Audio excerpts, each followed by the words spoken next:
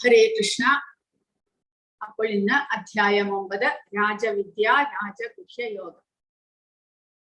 അതായത് എല്ലാ വിദ്യകളിലും വെച്ച് വിദ്യ എന്ന് പറഞ്ഞാൽ ജ്ഞാനം, അവിദ്യ എന്ന് പറഞ്ഞാൽ അജ്ഞാനം. അപ്പോൾ എല്ലാ വിദ്യകളിലും വെച്ച് എല്ലാ ജ്ഞാനത്തിലും വെച്ച് ശ്രേഷ്ഠമായ ഉന്നതമായ ആ അജ്ഞാനത്തെ ഭഗവാൻ ഈ അധ്യായത്തിലൂടെ നമുക്ക് പറഞ്ഞു തരുവാൻ തുടങ്ങുകയാണ്. അതുകൂടാതെ രാജഗുഹ്യം ഏറ്റവും രഹസ്യമായിട്ടുള്ളതും, ഇത് അങ്ങനെ എല്ലാവർക്കും വെറുതെ ലഭിക്കുകയില്ല. ആചാര്യന്റെ മുഖത്ത് നിന്ന്, ഭഗവാന്റെ ഭക്തന്മാരായ ശുദ്ധ ഭക്തന്മാരായ ആചാര്യരിൽ നിന്ന് നമ്മൾ കേട്ട് പഠിക്കേണ്ടതാണ് ആ ജ്ഞാനത്തെ. ആ ഭക്തിയുത സേവനമായിട്ടുള്ള ആ പരമഗുഹ്യമായിട്ടുള്ള ഏറ്റവും ശ്രേഷ്ഠമായ ആ ജ്ഞാനത്തെ, അറിവിനെ, വിദ്യയെ ഭഗവാൻ ഈ അധ്യായത്തിലൂടെ നമുക്ക് പറഞ്ഞു തരികയാണ്. അപ്പോൾ 8ാമത്തെ അധ്യായത്തിൽ, കഴിഞ്ഞ അധ്യായത്തിന്റെ അവസാനം ഭഗവാൻ പറഞ്ഞു, വേദങ്ങളിലൂടെ, വേദങ്ങൾ പഠിക്കുന്നതിലൂടെ, യജ്ഞങ്ങൾ ചെയ്യുന്നതിലൂടെ, തപസ് അനുഷ്ഠിക്കുന്നതിലൂടെ എല്ലാം, ദാനങ്ങൾ ചെയ്യുന്നതിലൂടെ എല്ലാം നമ്മൾ എന്തെല്ലാം പുണ്യം സമ്പാദിക്കുമോ അതെല്ലാം ഭഗവാനോട് ചെയ്യുന്ന ഈ ഭക്തിയുത സേവനത്തിലൂടെ ഒരു ഭക്തന് ലഭിക്കുന്നതാണ്. അതിനു വേണ്ടിയിട്ട് പ്രത്യേകമായിട്ട് ശ്രമമൊന്നും ചെയ്യേണ്ട കാര്യമില്ല. ഭഗവാന്റെ ഭക്തിയുത സേവനം ചെയ്യുന്നതിലൂടെ ബാക്കിയുള്ള പുണ്യകർമ്മങ്ങൾ ചെയ്ത് ലഭിക്കുന്ന എല്ലാ പുണ്യത്തെയും ഒരു ഭക്തന് ലഭിക്കുന്നതാണ്. അപ്പോൾ നമ്മൾ നേരിട്ട്, വളരെ എളുപ്പത്തിൽ നടക്കുന്ന സംഗതിയാണ് ഭഗവാനെ നേരിട്ട് സേവിക്കുക. അത്രമാത്രം ചെയ്താൽ മതി. ആ ജ്ഞാനം ഭഗവാൻ ഈ അധ്യായത്തിലൂടെ നമുക്ക് പറഞ്ഞു തരുന്നു. എങ്ങനെ ഭഗവാനെ നമ്മൾ സേവിക്കണം, ആ ഭഗവാന്റെ ഭക്തിയുടെ സേവനം ചെയ്യുന്നത് കൊണ്ട് നമ്മൾക്ക് ലഭിക്കാൻ പോകുന്ന ആ ആധ്യാത്മികമായ ജ്ഞാനത്തെ കുറിച്ച് എല്ലാം ഭഗവാൻ ഈ അധ്യായത്തിലൂടെ നമുക്ക് പറഞ്ഞു തരുന്നു. ശ്രീ ഭഗവാൻ ഉവാച ഇദം തു തേ ഗുഹ്യതമം പ്രവക്ഷ്യാമ്യനസൂയവേ ജ്ഞാനം വിജ്ഞാന സഹിതം യജ്ഞാത്വാ മോക്ഷസേ അശുഭാത്. ശ്രീ ഭഗവാൻ പറഞ്ഞു, പ്രിയപ്പെട്ട അർജുന, നീ ഒരിക്കലും എന്നിൽ അസൂയാലുവായിട്ടില്ല. അതിനാൽ അതീവ രഹസ്യമായ ഈ ജ്ഞാനവും വിജ്ഞാനവും നിന്നെ ഗ്രഹിപ്പിക്കാം. ഇതറിഞ്ഞാൽ ഭൗതിക ജീവിത ക്ലേശങ്ങളിൽ നിന്ന് നീ മുക്തനാകും. അപ്പോൾ അർജുനൻ ഒരിക്കലും ഭഗവാനിൽ അസൂയാലുവായിട്ടില്ല.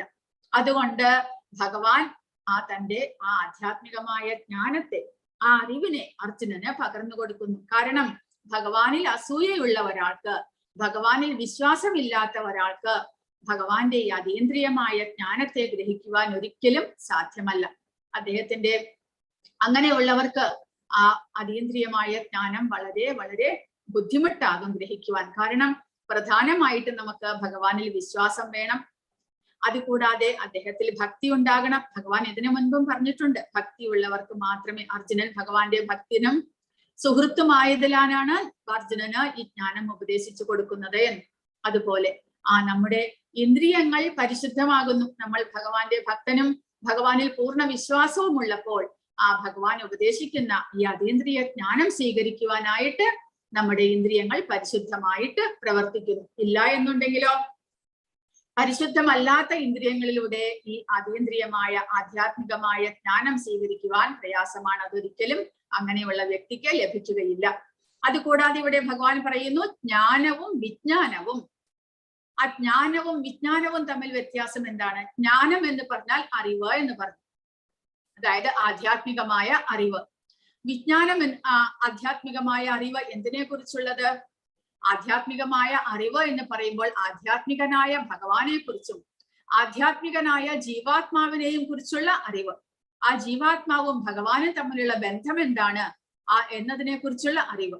ആ അറിവാണ് ജ്ഞാനം എന്ന് പറയുന്നത്. ആ ജ്ഞാനം വിജ്ഞാനമാകുന്നത് എങ്ങനെ? ആ ജ്ഞാനം സമ്പാദിച്ച് ആ ജ്ഞാനം നമ്മൾ ജീവിതത്തിൽ പകർത്തുന്നു. അതായത് ഭഗവാനും നമ്മളും എന്നേക്കുമായിട്ട് ശാശ്വതമായിട്ട് ബന്ധപ്പെട്ടിരിക്കുന്നു എന്ന് മനസ്സിലാക്കി, നമ്മൾ അവിദ്യയാൽ, അജ്ഞാനത്താൽ നമ്മൾ ആ ബന്ധത്തെ മറന്നുപോയിരിക്കുന്നു എന്ന് മനസ്സിലാക്കിക്കൊണ്ട് ആ ജീവാത്മാവ് ആ ഭഗവാനുമായിട്ട് വീണ്ടും ബന്ധം സ്ഥാപിക്കുവാനായിട്ടുള്ള പ്രവർത്തനങ്ങൾ ചെയ്യുന്നു. ആ പ്രവർത്തനങ്ങളെ, ആധ്യാത്മികമായ പ്രവർത്തനങ്ങൾ നമ്മുടെ ജീവിതത്തിൽ നമ്മൾ പ്രായോഗികമാക്കുമ്പോൾ അത് വിജ്ഞാനം ആയിട്ട് മാറുന്നു. അതായത് ജ്ഞാനം നമ്മൾ പ്രായോഗികമായിട്ട്, ജ്ഞാനം എന്ന് പറഞ്ഞാൽ നോളജ്, വിജ്ഞാനം എന്ന് പറഞ്ഞാൽ പ്രാക്ടിക്കൽ നോളജ്. അതായത് ആ അറിവിനെ നമ്മൾ നമ്മുടെ ജീവിതത്തിൽ പകർത്തുക, അതിനെയാണ് വിജ്ഞാനം എന്ന് പറയുന്നത്. അതായത് ഭഗവാൻ ഈ അധ്യായത്തിൽ ആധ്യാത്മികമായ ഭക്തിയുത സേവനത്തെ കുറിച്ച് പറഞ്ഞു തരുന്നു. എങ്ങനെ ഭഗവാനെ സേവിച്ചു കഴിഞ്ഞാൽ നമുക്ക് ഭഗവാന്റെ പരമപദം പോകുവാൻ സാധിക്കുമെന്ന് പറയുന്നു. അതുകൂടാതെ ആ പ്രവർത്തനങ്ങൾ എങ്ങനെ നടത്തണം, ഭക്തിയുത സേവനം നമ്മൾ എങ്ങനെ നടത്തണം എന്നും ഭഗവാൻ ഈ അധ്യായത്തിലൂടെ പറഞ്ഞു തരുന്നു. ജ്ഞാനവും വിജ്ഞാനവും നമ്മളെ ഭഗവാൻ ഗ്രഹിപ്പിക്കുന്നു എന്ന്. ഇതറിഞ്ഞു കഴിഞ്ഞാൽ തീർച്ചയായിട്ടും നമ്മൾ അതീന്ദ്രിയരാകുന്നു. അങ്ങനെ ഭൗതിക ജീവിത ക്ലേശങ്ങളിൽ നിന്ന് നമുക്ക് മുക്തനാകുവാനും സാധിക്കുന്നു എന്ന്. അപ്പോൾ പ്രഭുപാദ ഇവിടെ പറയുന്നു, ഇതം ജ്ഞാനം എന്നതുകൊണ്ട് ശുദ്ധമായ ഭക്തിയുത സേവനത്തെയാണ് ഉദ്ദേശിക്കുന്നത്. 9 വിധം പ്രവർത്തനങ്ങൾ ഉൾക്കൊള്ളുന്നതാണ് ഈ സേവനം. ശ്രവണം, കീർത്തനം, സ്മരണം, പാദസേവനം, അർച്ചനം, വന്ദനം, ദാസ്യം, സഖ്യം, ആത്മനിവേദനം എന്നിവയാണ് അവ. ഈ 9 അനുഷ്ഠിക്കുന്നവൻ ആധ്യാത്മിക അവബോധത്തിലേക്ക്, കൃഷ്ണാവബോധത്തിലേക്ക് ഉയരും. അങ്ങനെ ഹൃദയത്തിലെ ഭൗതിക കൽമഷങ്ങൾ നീങ്ങിക്കഴിഞ്ഞ ഒരാൾക്ക് ഭഗവാൻ കൃഷ്ണനെ കുറിച്ചുള്ള ശാസ്ത്രം സുഗ്രാഹ്യമായി തീരും. ജീവസത്ത ഭൗതികമല്ല എന്ന് മാത്രം മനസ്സിലാക്കിയത് കൊണ്ടായില്ല, അത് ജ്ഞാനം മാത്രമാകുന്നു. നമ്മൾ ജീവാത്മാക്കൾ ഭൗതികരല്ല, ആധ്യാത്മികരാണ് എന്ന് മനസ്സിലാക്കുന്നതാണ് ജ്ഞാനം.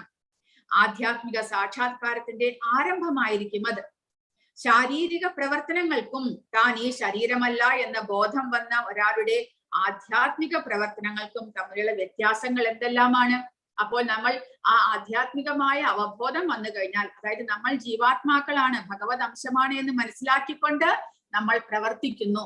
ആ പ്രവർത്തനത്തെയാണ് ഭക്തിയുത സേവനം. ഭഗവാനിൽ നമ്മൾ ആ ഭക്തിയുത സേവനങ്ങൾ ചെയ്യുമ്പോൾ അതിനെയാണ് വിജ്ഞാനം എന്ന് പറയുന്നത്. അതായത് ഭഗവാനെ കുറിച്ചും നമ്മളെ കുറിച്ചും പൂർണ്ണമായ ജ്ഞാനം ലഭിച്ചു കഴിഞ്ഞ ശേഷം നമ്മൾ ആ ജ്ഞാനത്തിനനുസരിച്ച് നമ്മൾ പ്രവർത്തിക്കുന്നു. ഈ അധ്യായത്തിൽ ഭഗവത് വൈഭവങ്ങളെ പറ്റി പറയുന്നു.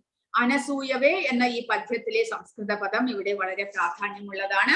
അതായത് അനസൂയവേ എന്ന് പറഞ്ഞാൽ ഭഗവാനിൽ അസൂയാലുക്കളാകുന്നവർക്ക് ഭഗവാനെ കുറിച്ച് ശരിയായ ആ ഒരു അറിവ് ഉണ്ടാകുന്നില്ല. ഭഗവാന്റെ ഉപദേശങ്ങളെ ശരിയായ വിധത്തിൽ അവർക്ക് മനസ്സിലാക്കുവാൻ സാധ്യമല്ല.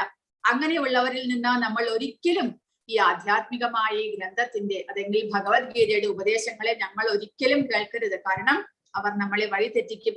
ഭഗവാന്റെ ഉപദേശങ്ങളെ അവർക്ക് തന്നെ സ്വയം മനസ്സിലാക്കുവാൻ സാധ്യമല്ല. അപ്പോൾ പിന്നെ അവർക്ക് നമ്മളെ ഉപദേശിക്കുവാൻ എങ്ങനെ സാധിക്കും?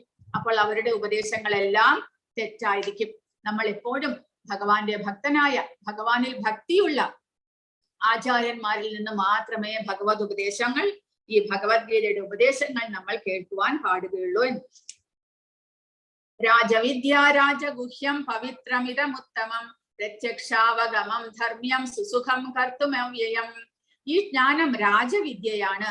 രഹസ്യങ്ങളിൽ വെച്ച് രഹസ്യവും ഏറ്റവും പവിത്രമായതുമാണിത്. നേരിട്ട് ആത്മസാക്ഷാത്കാരം നൽകുന്നത് കൊണ്ട് ധർമ്മത്തിന്റെ പരിപൂർണതയാണിത്. ശാശ്വതവും സന്തോഷത്തോടെ ചെയ്യാവുന്നതുമാണ്. അപ്പോൾ ഈ ഭക്തിയുത സേവനം എന്നുള്ള ഈ രാജവിദ്യ എല്ലാ വിദ്യകളിലും വെച്ച്, എല്ലാ ജ്ഞാനത്തിലും വെച്ച് ഏറ്റവും ഉയർന്ന ശ്രേഷ്ഠമായ ഈ ജ്ഞാനം രാജഗുഹ്യവുമാണ്, ഏറ്റവും രഹസ്യവുമാണ് എന്ന് പറയുന്നു. പവിത്രം, ഇത് സ്വയം പരിശുദ്ധമാണ്. ഈ ഭക്തിയുത സേവനം എന്നുള്ളത് ഭഗവാനെ ഉദ്ദേശിച്ചിട്ടുള്ളതായതുകൊണ്ട് സ്വയം പരിശുദ്ധമാണ്. അതുകൂടാതെ അത് പരിശീലിക്കുന്നവനെ കൂടെ അത് പരിശുദ്ധമാക്കുന്നു. ഉത്തമമായിട്ടുള്ള ജ്ഞാനമാണ് ഇത് എന്ന് പറയുന്നു. ഭഗവത് സേവനത്തിൽ മുഴുകിയവരുടെ പാപങ്ങൾ ഫലാവസ്ഥയിലെത്തിയിരുന്നാലും അങ്കുരാവസ്ഥയിലെത്തിയിരുന്നാലും ക്രമേണ നാശമടയുന്നു. അതായത് ഈ ആധ്യാത്മികമായ ജ്ഞാനം നമ്മൾ സ്വീകരിച്ച് പ്രവർത്തിക്കുന്നത് കൊണ്ട് നമ്മുടെ കർമ്മഫലത്തെ, പാപകർമ്മഫലത്തെ എല്ലാം ഇല്ലാതാക്കുവാനായിട്ട് ഈ ജ്ഞാനത്തിന് കഴിവുണ്ട്. അതുകൊണ്ട് ഇത് സ്വയം പരിശുദ്ധവുമാണ്, നമ്മളെ പരിശുദ്ധമാക്കുവാനുള്ള കഴിവുമുണ്ട് എന്ന് പറയുന്നു. ഭക്തിഭരിതമായ സേവനത്തിന്റെ ശുദ്ധീകരണ ശക്തി അത്രയും പ്രബലമാണ്. അതിനെ പവിത്രം, ഉത്തമം എന്ന് പറയുന്നു. നേരിട്ട് ആത്മസാക്ഷാത്കാരം നൽകുന്നത് കൊണ്ട് ധർമ്മത്തിന്റെ പരിപൂർണതയാണിത്. അപ്പോൾ നമ്മൾ ഇത് ഭക്തിയുടെ സേവനങ്ങൾ നമ്മൾ പരിശീലിച്ചു വരുന്നതോടുകൂടി നമ്മുടെ ജീവാത്മാവിനെ പവിത്രീകരിച്ച് നമുക്ക് ആ ജീവാത്മാവിനെ ആത്മസാക്ഷാത്കാരത്തിലേക്ക് ഉയർത്തുവാൻ സാധിക്കും. അത് നമുക്ക് നേരിട്ട് മനസ്സിലാക്കുവാൻ സാധിക്കും. അതിനാണ് പ്രത്യക്ഷാവഗമം എന്ന് പറയുന്നത്. കൂടാതെ ധർമ്മ്യം, ഓരോ മനുഷ്യന്റെയും ധർമ്മവുമാണ് ഭഗവാനെ സേവിക്കുക എന്നുള്ളത്. ഓരോ മനുഷ്യന്റെയും ധർമ്മവുമാണ്. സവൈ പുംസാം പരോ ധർമ്മോ യഥോ ഭക്തി രഥോക്ഷജേ. ആ ഭഗവാനിൽ ഭക്തിയുടെ സേവനങ്ങൾ ചെയ്യേണ്ടത് നമ്മുടെ കടമയും കൂടിയാണ് എന്ന്. കൂടാതെ സുസുഖം കർത്തും അവ്യയം, വളരെ സന്തോഷത്തോടു കൂടി നമുക്ക് ചെയ്യുവാൻ സാധിക്കും. കാരണം ശ്രവണം കീർത്തനം മുതലായ ഭഗവത് മഹിമകൾ കീർത്തിക്കുകയോ ആധികാരികത്വമുള്ള ആചാര്യന്മാരിൽ നൽകുന്ന ആധ്യാത്മിക ജ്ഞാനത്തെക്കുറിച്ചുള്ള ശാസ്ത്രീയമായ പ്രഭാഷണങ്ങൾ കേൾക്കുകയോ ചെയ്താൽ മാത്രം മതി ഭക്തന്. പിന്നീട് ഭഗവാന് നിവേദിച്ച സ്വാദേറിയ ഭക്ഷ്യപദാർത്ഥങ്ങളുടെ ഉച്ഛിഷ്ടം ആസ്വദിക്കുകയും ചെയ്യാം. എല്ലാ നിലയിലും ആനന്ദകരമാണ് ഭക്തിപൂർവമായ സേവനം. അപ്പോൾ എന്തെല്ലാം ചെയ്യാനുണ്ട് ഭക്തിയുടെ സേവനത്തിൽ?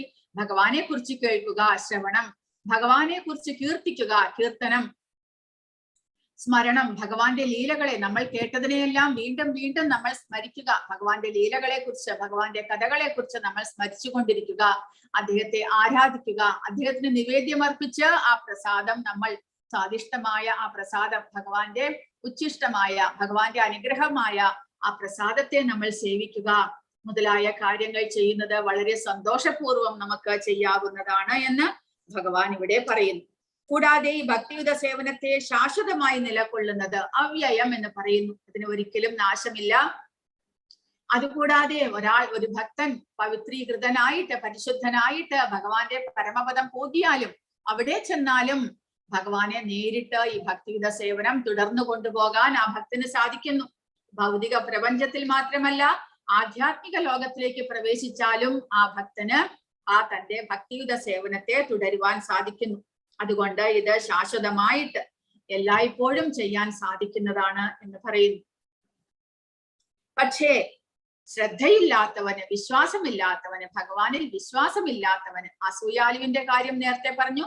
അസൂയാലുക്കളാകുന്നവർക്ക് ഭഗവാന്റെ ഈ ജ്ഞാനത്തെ സ്വീകരിക്കാൻ സാധ്യമല്ല. അതേപോലെ ഭഗവാനിൽ വിശ്വാസമില്ലാത്തവർക്കും ഈ ജ്ഞാനം പ്രാപിക്കാൻ സാധ്യമല്ല എന്ന്.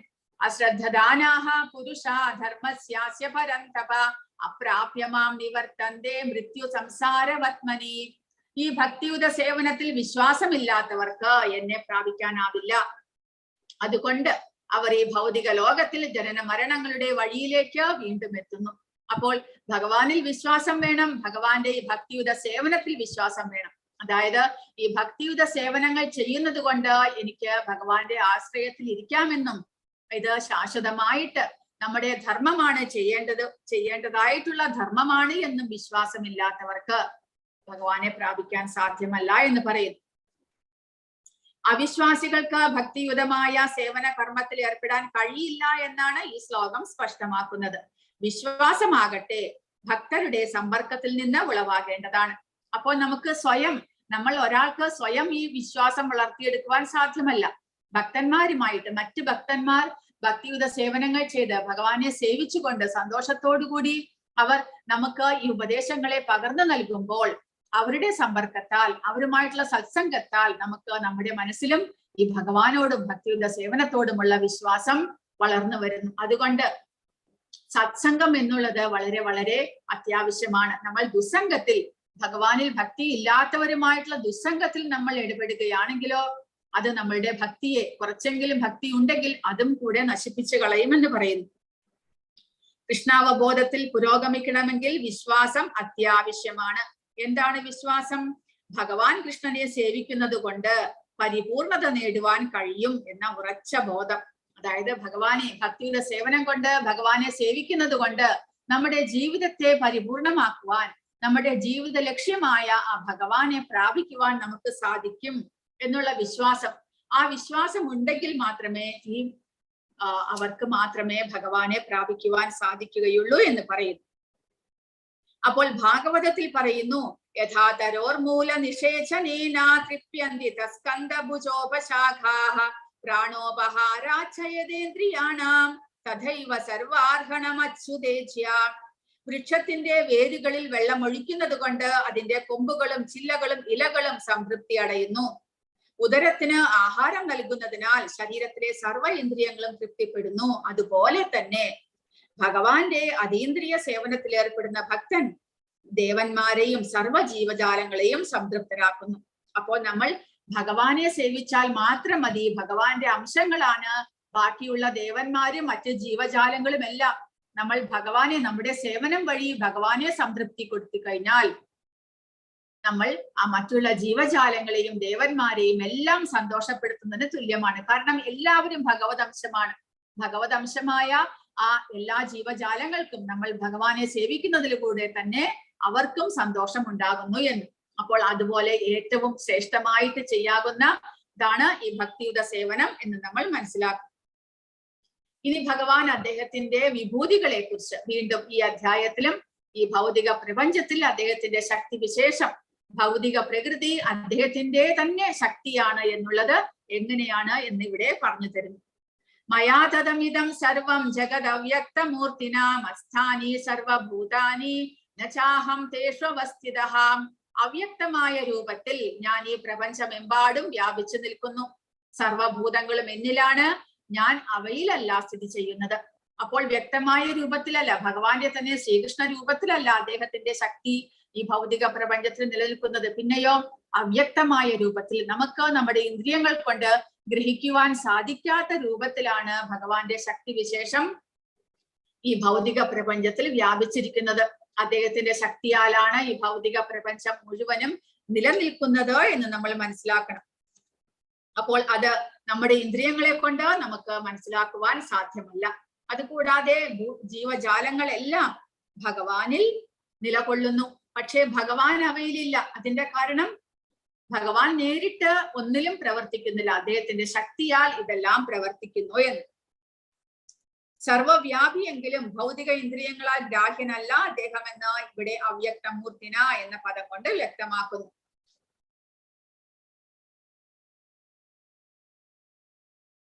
അപ്പോൾ അങ്ങനെയാണ് പറയുന്നത്. അതായത് ഭഗവാന്റെ ശക്തിയാൽ ഈ ഭൗതിക പ്രപഞ്ചമെല്ലാം നിലനിൽക്കുന്നു, പക്ഷേ ഭഗവാൻ അവയിലൊന്നിലും നിലനിൽക്കുന്നില്ല. പക്ഷേ ജീവജാലങ്ങളെല്ലാം ആ ഭഗവാന്റെ ശക്തിയിൽ നിലനിൽക്കുന്നു എന്ന്. ഭഗവാൻ ഗോവിന്ദനോടുള്ള അതീന്ദ്രിയ പ്രേമത്തെ വളർത്തിയെടുത്ത ഭക്തന് അദ്ദേഹത്തെ തന്റെ ഉള്ളിലും പുറത്തും ഒരുപോലെ എപ്പോഴും കാണാൻ കഴിയും. സാധാരണ ജനങ്ങൾക്ക് ദൃശ്യനല്ല ഭഗവാൻ, സർവവ്യാപിയെങ്കിലും ഭൗതിക ഇന്ദ്രിയങ്ങളാൽ ഗ്രാഹ്യനല്ല അദ്ദേഹം. നമുക്ക് കാണാൻ കഴിയില്ലെങ്കിൽ കൂടി വാസ്തവത്തിൽ എല്ലാം അദ്ദേഹത്തിലാണ് നിലകൊള്ളുന്നത്. അതിന് ഉദാഹരണമാണ് യശോദ അമ്മയ്ക്ക് ശ്രീകൃഷ്ണൻ തന്റെ വായിൽ ഈ ഭൗതിക പ്രപഞ്ചത്തെ മുഴുവൻ കാണിച്ചു കൊടുത്തത്. ശ്രീകൃഷ്ണൻ മണ്ണ് തിന്നു എന്ന് പറഞ്ഞുകൊണ്ട് കുട്ടികൾ എല്ലാവരും യശോദാമ്മയോട് കംപ്ലൈന്റ് പറയാൻ വന്നപ്പോൾ യശോദാമ്മ കൃഷ്ണനോട് ചോദിക്കുന്നു, നീ മണ്ണ് തിന്നുവോ? ഇല്ല എന്ന് കൃഷ്ണൻ പറയുന്നു. എന്നാൽ വായ തുറന്ന് കാണിക്കുക എന്ന് പറഞ്ഞുകൊണ്ട് വായ തുറപ്പിച്ചപ്പോൾ എന്താണ് കാണുന്നത്?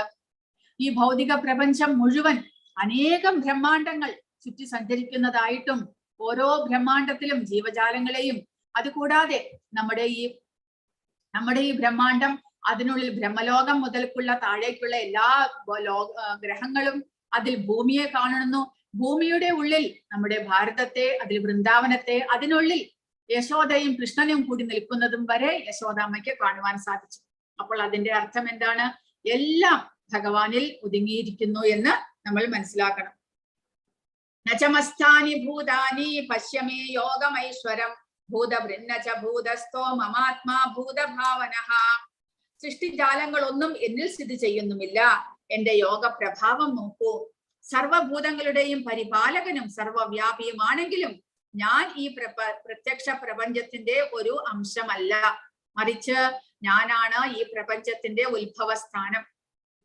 അപ്പോൾ ഭഗവാനാൽ ഈ പ്രപഞ്ചത്തിന്റെ ഉത്ഭവം ഉണ്ടാകുന്നു, പക്ഷെ ഭഗവാൻ ഇതിന്റെ ഒരു അംശമല്ല. കാരണം ഭഗവാന്റെ ശക്തിയാൽ ഇതെല്ലാം പ്രവർത്തിക്കുന്നു എന്ന് മനസ്സിലാക്കണം. അതായത് ഭൗതിക പ്രപഞ്ചം തന്നെ ഈ ഭഗവാന്റെ ശക്തിയാണ്. മയാധ്യക്ഷേണ പ്രകൃതി സൂയത്തെ സരാചര ചരാചരം.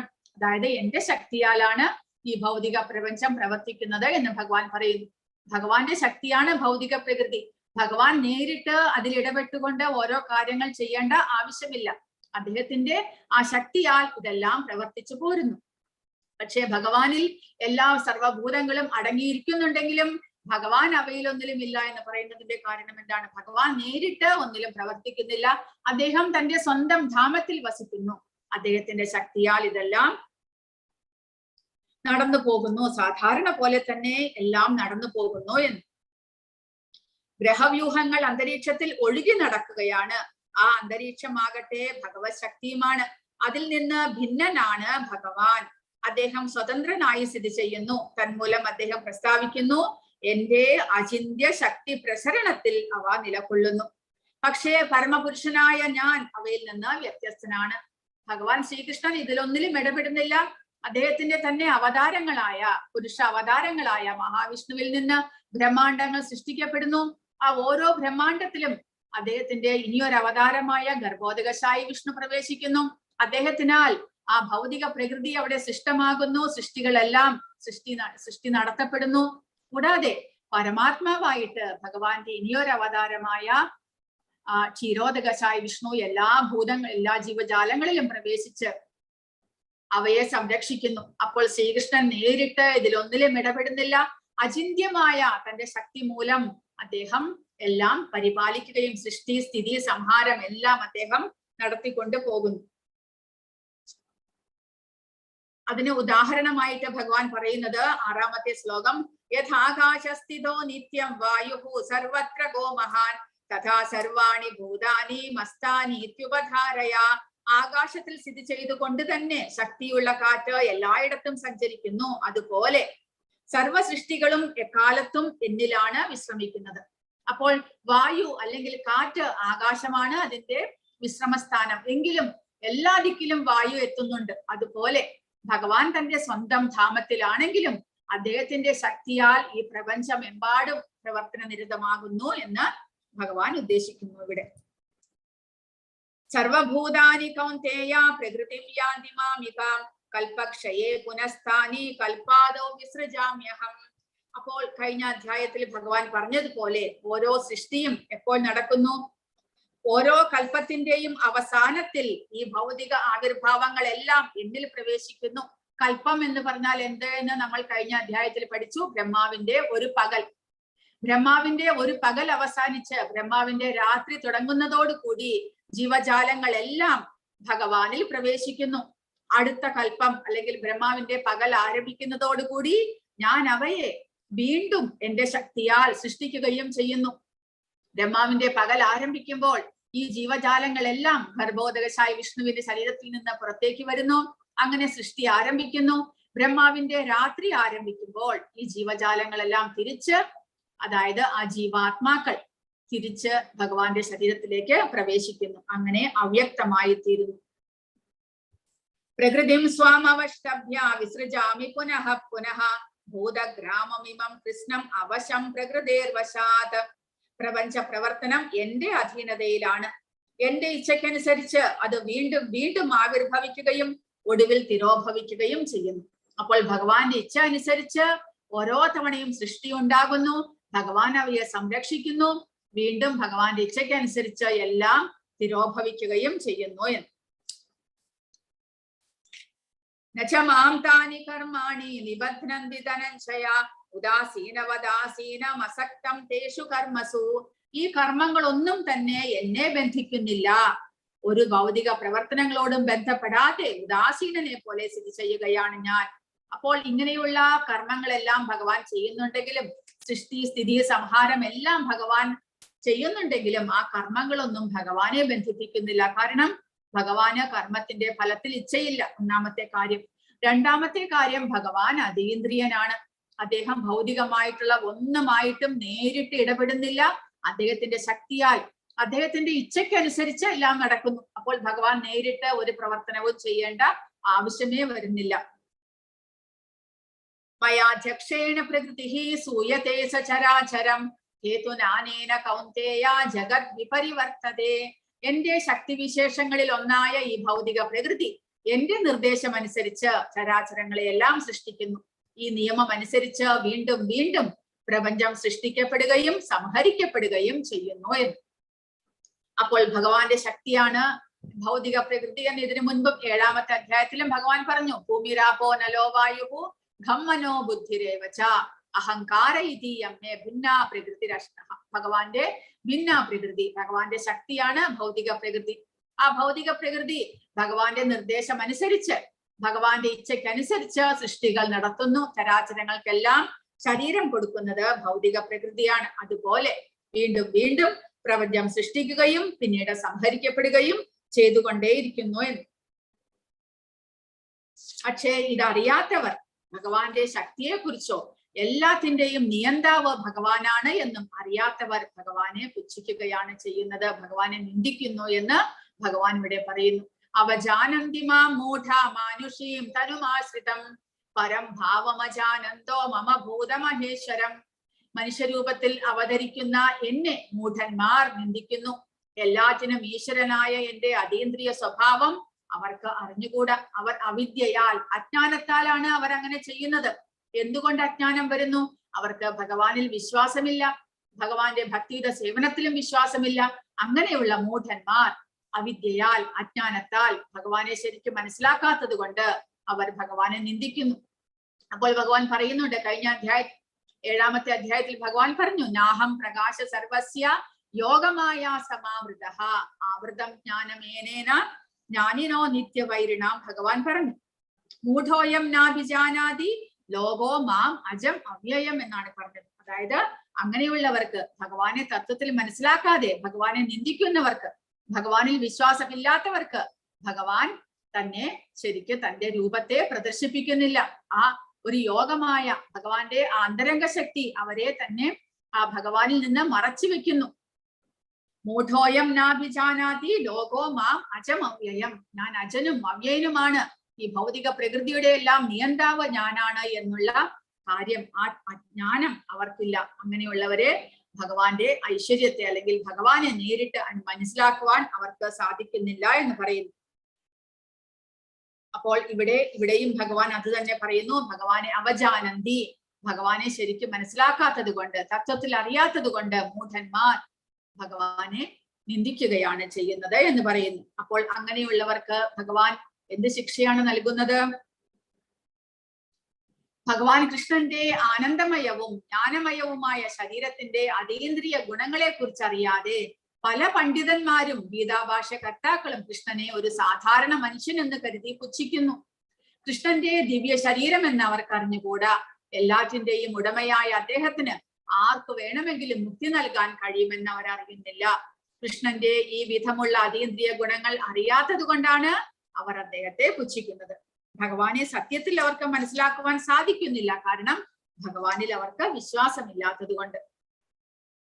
മോഘാശാമോഘ കർമാണോ മോഘജ്ഞാനാവിചേതസഃ രാക്ഷസീം ആസുരീം ചൈവ പ്രകൃതിം മോഹിനീം ശ്രിതാഃ. ഇങ്ങനെ മോഹിതരായവർ ആസുരങ്ങളും നിരീശ്വരവാദപരങ്ങളുമായ ആശയങ്ങളാൽ ആകൃഷ്ടരാകുന്നു. ആ വ്യാമോഹ അവസ്ഥയിൽ മുക്തിയെക്കുറിച്ചുള്ള പ്രതീക്ഷകളും ഫലോദിഷ്ട കർമ്മങ്ങളും ജ്ഞാന ആർജനവും എല്ലാം പാഴായി പോകും. അപ്പോൾ അങ്ങനെ മോഹിതരായവർക്ക്, വ്യാമോഹത്തിൽപ്പെട്ട് ഭഗവാനെ അങ്ങനെ നിന്ദിക്കുന്നവർക്ക്, ഭഗവാൻ മനുഷ്യരൂപത്തിൽ അവതരിക്കുന്നത് കൊണ്ട് ഒരു സാധാരണ ശക്തിയുള്ള ഒരു മനുഷ്യനാണ് എന്ന് മാത്രം വിചാരിക്കുന്നവർക്ക് അവരുടെ വ്യാമോഹത്തിൽ അവർക്ക് മുക്തി, അതായത് ഭൗതികതയിൽ നിന്നുള്ള മോചനം അവർക്ക് വളരെ വളരെ നീണ്ടുപോകും. പെട്ടെന്നൊന്നും മോചനം അവർക്ക് ലഭിക്കുകയില്ല. അതുകൂടാതെ ഫലോദിഷ്ട കർമ്മങ്ങളും, അവർ കർമ്മങ്ങൾ ചെയ്ത് അതിന്റെ ഗുണം അനുഭവിക്കാൻ ആഗ്രഹിക്കുന്നുണ്ടെങ്കിൽ അതും, കൂടാതെ ജ്ഞാനം സമ്പാദിക്കുവാൻ ആഗ്രഹിക്കുന്നുണ്ടെങ്കിൽ അതും എല്ലാം പാഴായി പോകും എന്ന് പറയുന്നു. കാരണം ഭഗവാനെ മനസ്സിലാക്കാതെ ഭഗവാനെ നിന്ദിക്കുന്നത് വഴി അവർ പാപമാണ് സ്വരുക്കൂട്ടുന്നത്.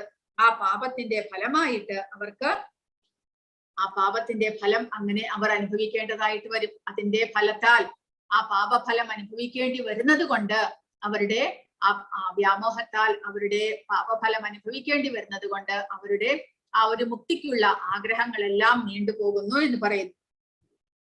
പക്ഷേ ഇങ്ങനെയുള്ളവർ ഭഗവാനെ അറിയാത്തവരാണ്. അവരുടെ കാര്യമാണ് ഭഗവാൻ പറഞ്ഞത്. ഇനി ഭഗവാനെ തത്വത്തിൽ മനസ്സിലാക്കി ഭഗവാന്റെ ഭക്തിയുത സേവനങ്ങൾ ചെയ്യുന്ന മഹാത്മാക്കൾ, അവരെ ഭഗവാൻ മഹാത്മാക്കൾ എന്ന് വിളിക്കുന്നു. ആ മഹാത്മാക്കൾ എങ്ങനെയാണ് പ്രവർത്തിക്കുന്നത്? മഹാത്മാനസ്തു മാം പാർത്ഥ ദൈവീം പ്രകൃതിമാശ്രിതാഃ ഭജന്ത്യനന്യ മനസോ ജ്ഞാത്വാ ഭൂതാദിമവ്യയം. വ്യാമോഹം ബാധിക്കാത്ത വിശിഷ്ട ആത്മാക്കൾ ദൈവിക പ്രകൃതിയാൽ സുരക്ഷിതരാണ്. അപ്പോൾ ഭഗവാൻ ഇവിടെ പറയുന്നത്, നമ്മൾ ഭഗവാന്റെ ഭക്തിയുത സേവനങ്ങൾ ആരംഭിക്കുന്നത് വഴി ഭഗവാനിൽ പൂർണ്ണ വിശ്വാസത്തോടുകൂടി ആ ഭഗവാന്റെ ഭക്തി നമ്മൾ ചെയ്യുമ്പോൾ നമ്മൾ ഈ ഭൗതിക പ്രകൃതിയിൽ നിന്നും മോചിതരായിട്ട് ഭഗവാന്റെ അന്തരംഗ ശക്തിയുടെ സംരക്ഷണയിൽ വരുന്നു എന്നാണ് പറയുന്നത്. ശുദ്ധഭക്തരാകുമ്പോൾ നമ്മുടെ ഹൃദയവും എല്ലാം പരിശുദ്ധമായി, നമ്മുടെ ജീവാത്മാവും പരിശുദ്ധമാകുന്ന അവസ്ഥയിൽ ഈ ഭൗതിക പ്രകൃതിയിൽ നിന്ന് നമ്മൾ മോചിതരായി ഭഗവാന്റെ അന്തരംഗ ശക്തിയാൽ ദൈവീക പ്രകൃതിയാൽ സുരക്ഷിതരാകുന്നു, അതിന്റെ സംരക്ഷണത്തിൽ വരുന്നു എന്ന്.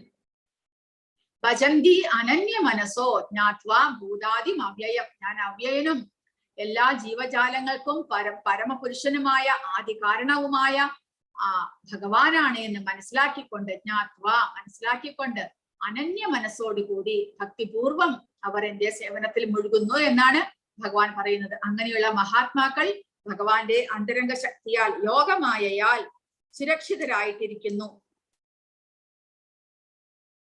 സതതം കീർത്തയന്തോ മാം യദന്തശ്ച ദൃഢവ്രതാഃ നമസ്യന്തശ്ച മാം ഭക്ത്യാ നിത്യയുക്താവുപാസതേ. എല്ലായ്പ്പോഴും എന്റെ കീർത്തികൾ ആലപിച്ചും നിശ്ചയദാർഢ്യത്തോടെ പ്രയത്നിച്ചുകൊണ്ടും എന്റെ മുന്നിൽ പ്രണമിച്ചുകൊണ്ടും ഈ മഹാത്മാക്കൾ നിരന്തരം എന്നെ ഭക്തിയോടുകൂടി ആരാധിക്കുന്നു. അപ്പോൾ അങ്ങനെയുള്ള മഹാത്മാക്കൾ, ഭഗവാന്റെ ഭക്തന്മാർ സതതം കീർത്തയന്തോ മാം, സദാസമയവും ഭഗവാനെ കുറിച്ച് കീർത്തിച്ചു കൊണ്ടിരിക്കുന്നു. യദന്തശ്ച ദൃഢവ്രതാഃ, ദൃഢനിശ്ചയത്തോടുകൂടി ഒരിക്കലും തടസ്സമില്ലാത്ത ആ മനസ്സോടുകൂടി അവർ എല്ലായ്പ്പോഴും ഭഗവാന്റെ കീർത്തനങ്ങൾ ആലപിച്ചു കൊണ്ടിരിക്കുന്നു എന്ന്. അപ്പോൾ ഭക്തരാകാൻ ഉദ്ദേശിക്കുന്നവർക്കുള്ള വഴികളാണ് ഭഗവാൻ ഇതിലൂടെ പറഞ്ഞു തരുന്നത്. നമ്മളും ആ ഭഗവാന്റെ ഭക്തിയുത സേവനം ഇതേപോലെ ശ്രവണം, കീർത്തനം, വിഷ്ണു സ്മരണം മുതലായ ആ നവവിധ ഭക്തിയുത സേവനത്തിലൂടെ ഭഗവാനെ സദാസമയവും ഭഗവാനെ ആരാധിച്ചു കൊണ്ടിരിക്കുകയാണെങ്കിൽ ആ ഭഗവാന്റെ ആ അന്തരംഗ ശക്തിയുടെ സംരക്ഷണത്തിൽ നമുക്കും വരാൻ സാധിക്കും. ഈ ഭൗതികതയിലെ ക്ലേശങ്ങളെല്ലാം ഒഴിഞ്ഞ് നമുക്ക് ഭൗതികതയെ മറികടക്കുവാൻ നമുക്കും സാധിക്കുന്നതാണ്. ഭക്തിയുത സേവനത്തിൽ ഒഴിച്ചുകൂടാനാകാത്ത ചില വ്രതാനുഷ്ഠാനങ്ങളുണ്ട്. ഉദാഹരണമായി ഏകാദശി. ആത്മീയ ലോകത്തിൽ ഭഗവത് സാമീപ്യ ലബ്ധിക്കായി അത്യന്തം ആഗ്രഹിക്കുന്നവർക്ക് വേണ്ടി മഹാന്മാരായ ആചാര്യന്മാർ നിശ്ചയിച്ചവയാണ് ഈ വ്രതങ്ങൾ. മഹാത്മാക്കൾ ഒട്ടും തന്നെ പിഴയ്ക്കാതെ ഇവ അനുഷ്ഠിച്ചു പോരുന്നത് കൊണ്ട് ഇവരുടെ അഭീഷ്ടം നിറവേറുക തന്നെ ചെയ്യും. അപ്പോൾ അതുകൂടാതെ നാമജപം ചെയ്യുക. മാലയിൽ 16 തവണയാണെങ്കിലും പ്രഭുപാദ പറഞ്ഞിരിക്കുന്നത് 16 തവണ ഓരോ മാലയിലും 16 മാല ഹരേ കൃഷ്ണ മഹാമന്ത്രം ജപിക്കണമെന്നാണ്. നമ്മൾ ആ ഭക്തിയിൽ മുന്നോട്ട് പോകുമ്പോൾ ആ ഒരു ദൃഢനിശ്ചയം എടുക്കണം. തുടക്കം ഒരു മാലയിൽ നിന്നാകാം, പിന്നീട് അത് കൂട്ടി വരണം. കാരണം 2 മണിക്കൂർ എടുക്കും ഒരു ദിവസം 16 മാലയിൽ ജപിക്കുമ്പോൾ. പക്ഷെ മിനിമം അത്രയെങ്കിലും ചെയ്യണമെന്ന്. കാരണം അത്രയെങ്കിലും ഭഗവാന്റെ മുന്നിൽ ഇരുന്നു കൊണ്ട് നമ്മൾ ഭഗവാന്റെ നാമജപം ചെയ്യണം. അതുവഴി മാത്രമേ നമ്മുടെ ഹൃദയത്തിലെ മാലിന്യങ്ങളെ നീക്കുവാൻ നമുക്ക് സാധിക്കുകയുള്ളൂ. പിന്നീട് ഭഗവാന് നിവേദിച്ച പ്രസാദം ഭക്ഷിക്കുക. ഇത് രണ്ടും വഴി നമുക്ക് നമ്മുടെ അന്തരംഗത്തെ ശുദ്ധീകരിക്കുവാനായിട്ട് സാധിക്കുന്നത്. ഈ ഭക്തിയുത സേവനം ആയാസരഹിതമായി മാത്രമല്ല വളരെ സന്തുഷ്ടിയോടെയും ചെയ്യാവുന്നതാണ്. കർക്കശമായ തപശ്ചര്യയോ വ്രതമോ ഇതിനൊന്നിനും ആവശ്യമില്ല. ഭഗവാന്റെ നാമജപം ചെയ്യുക, ഭഗവാന് നിവേദിച്ച പ്രസാദം ഭക്ഷിക്കുക, ഭഗവാനെ കുറിച്ച് കേൾക്കുക. ഇത്ര മാത്രം ചെയ്താൽ നമുക്ക് ഭക്തിയുത സേവനം മുന്നോട്ട് കൊണ്ടുപോകാനായിട്ട് സാധിക്കുന്നു. നിപുണനായൊരു ആധ്യാത്മിക ഗുരുവിന്റെ സഹായമുണ്ടെങ്കിൽ ആർക്കും, ഗൃഹസ്ഥനായാലും സന്യാസിയായാലും ബ്രഹ്മചാരി ആയാലും ശരി, ഈ ലോകത്തിൽ എവിടെ ഏതവസ്ഥയിൽ ഇരുന്നാലും ഭഗവത് ഭക്തിയോടെ ഈ സേവന കർമ്മം നിർവഹിച്ച് ഒരു യഥാർത്ഥ മഹാത്മാവായി തീരാമെന്ന് പ്രഭുപാദ ഇവിടെ പറഞ്ഞു തന്നിരിക്കുന്നു. അപ്പോൾ ആർക്കും വളരെ എളുപ്പത്തിൽ ചെയ്യാവുന്നതാണ് ഈ പ്രക്രിയ. ജ്ഞാനയജ്ഞേന ചാപ്യന്യേ യജന്തോ മാമുപാസതേ ഏകത്വേന പൃഥക്ത്വേന ബഹുധാ വിശ്വതോ മുഖം. ജ്ഞാനാർജനം കൊണ്ട് യജ്ഞം ചെയ്യുന്ന മറ്റു ചിലർ സർവേശ്വരനെ അദ്വിതീയനായും ബഹുരൂപനായും വിശ്വതോമുഖനായും ആരാധിക്കുന്നു.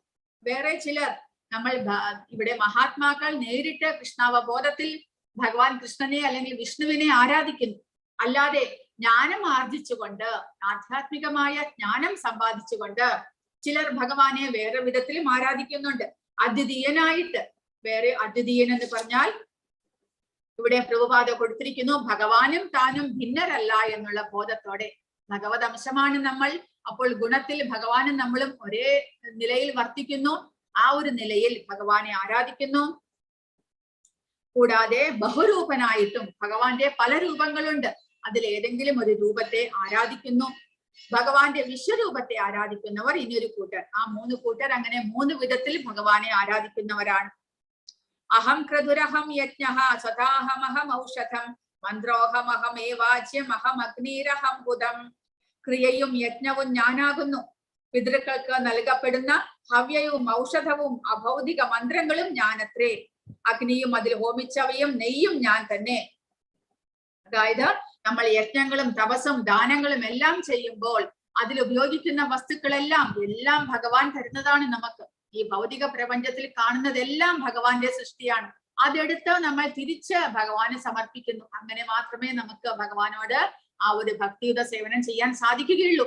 എല്ലാം ഭഗവാന്റേതാണ്, പക്ഷെ നമ്മൾ അത് ഭഗവാന് സമർപ്പിച്ചുകൊണ്ട് പ്രസാദമായിട്ട് സ്വീകരിക്കുന്നു. അപ്പോൾ ഭഗവാൻ പറയുന്നത് എല്ലാം ഭഗവാൻ തന്നെയാണ് എന്നിവിടെ പറഞ്ഞു തരുന്നു.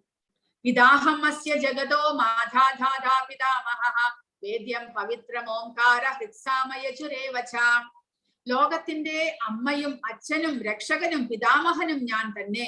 അറിയേണ്ടതും പവിത്രമാകുന്നതും പ്രണവവും ഹൃത്സാമയജുർവേദങ്ങളും ഞാൻ തന്നെ. അപ്പോൾ ഭഗവാൻ അല്ലാതെ ഇവിടെ വേദൊരു സത്യമില്ല എന്ന് ഭഗവാൻ പറഞ്ഞു. മത്തപരതരം നാന്യത് കിഞ്ചിദസ്തി ധനഞ്ജയ.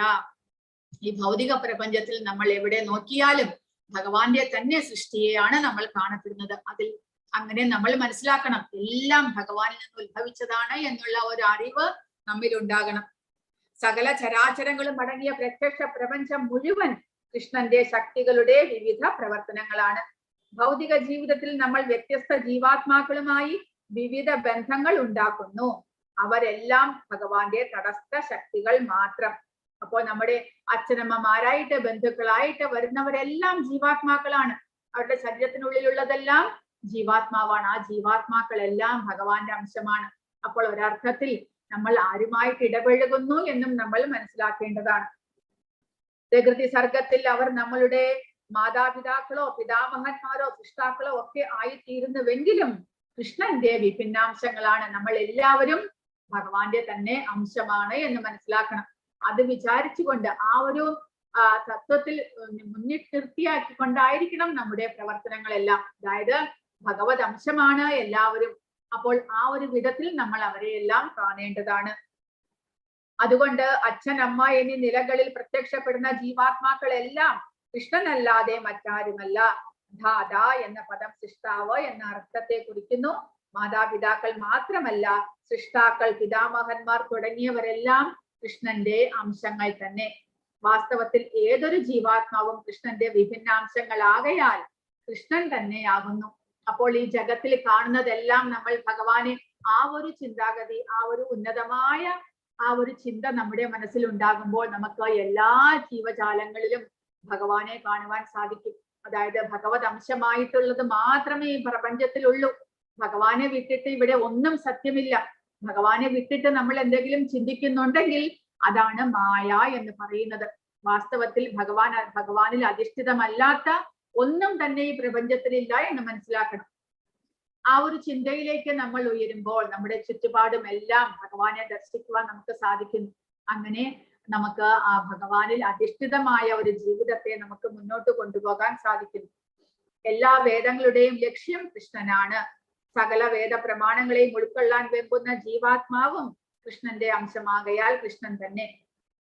അതുകൂടാതെ ഓംകാരം, പ്രണവം എന്ന ഓംകാരം ഭഗവാന്റെ അതീന്ദ്രിയമായ നാദസ്പന്ദനമാണ്. അത് ഭഗവാനാണ് എന്ന് ഇതിനു മുൻപും പറഞ്ഞു. ഋക് സാമ യജുർ അഥർവം എന്നീ വേദങ്ങളെല്ലാം ഭഗവാനിൽ നിന്ന് ഉത്ഭവിച്ചത് കൊണ്ട് അതും ഭഗവാനെ തന്നെ പ്രതിനിധീകരിക്കുന്നു. ഗതിർഭർത്ത പ്രഭുക് സാക്ഷി നിവാസ ശരണം സുഹൃത്ത് പ്രഭവ പ്രളയസ്ഥാനം നിധാനം ബീജം അവ്യയം. ലക്ഷ്യവും ഗതി എന്ന് പറഞ്ഞാൽ ലക്ഷ്യം, ഭർത്ത ഭരണകർത്താവും, പ്രഭുഹു നമ്മുടെ പ്രഭു യജമാനൻ, സാക്ഷി നമ്മുടെ പ്രവർത്തികൾക്കെല്ലാം സാക്ഷിയായിട്ടിരിക്കുന്നയാൾ, നിവാസഹ വാസസ്ഥാനം, ശരണം നമ്മുടെ ആശ്രയം, സുഹൃത്ത് നമ്മുടെ ഏറ്റവും അടുത്ത സുഹൃത്ത് ഭഗവാൻ തന്നെ, പ്രഭവ പ്രളയ സ്ഥാനം സൃഷ്ടി സ്ഥിതി സംഹാരം മുതലായവ, നിധാനം വിശ്രമസ്ഥാനം, ബീജം അവ്യയം അവ്യയമായ ഒരിക്കലും നശിക്കാത്ത ബീജവും ഭഗവാൻ തന്നെ. എല്ലാം ഭഗവാനാണ് എന്ന് ഇവിടെ ഭഗവാൻ പറയുന്നു. ഗതി എന്നാൽ പ്രാപ്യസ്ഥാനം, കൃഷ്ണനാണ് ആത്യന്തികമായി നമ്മുടെ ജീവിതത്തിന് ലക്ഷ്യമാക്കേണ്ടത് ഭഗവാനെയാണ് എന്നിവിടെ പറയുന്നു. സർവഭൂത ഹൃദയസ്ഥനായ കൃഷ്ണൻ സർവസാക്ഷിയാകുന്നു. നമ്മുടെ എല്ലാ ജീവജാലങ്ങളുടെയും ഹൃദയത്തിൽ വസിക്കുന്ന കൃഷ്ണൻ നമ്മൾ ഓരോരുത്തരുടെയും പ്രവർത്തിക്കുക സാക്ഷിയാണ്. ഏതൊന്നിന്റെയും ഉടമയായ കൃഷ്ണൻ പരമാധികാരിയുമാണ്. എല്ലാം കൃഷ്ണന്റെ ശക്തിയാൽ നിലകൊള്ളുന്നു.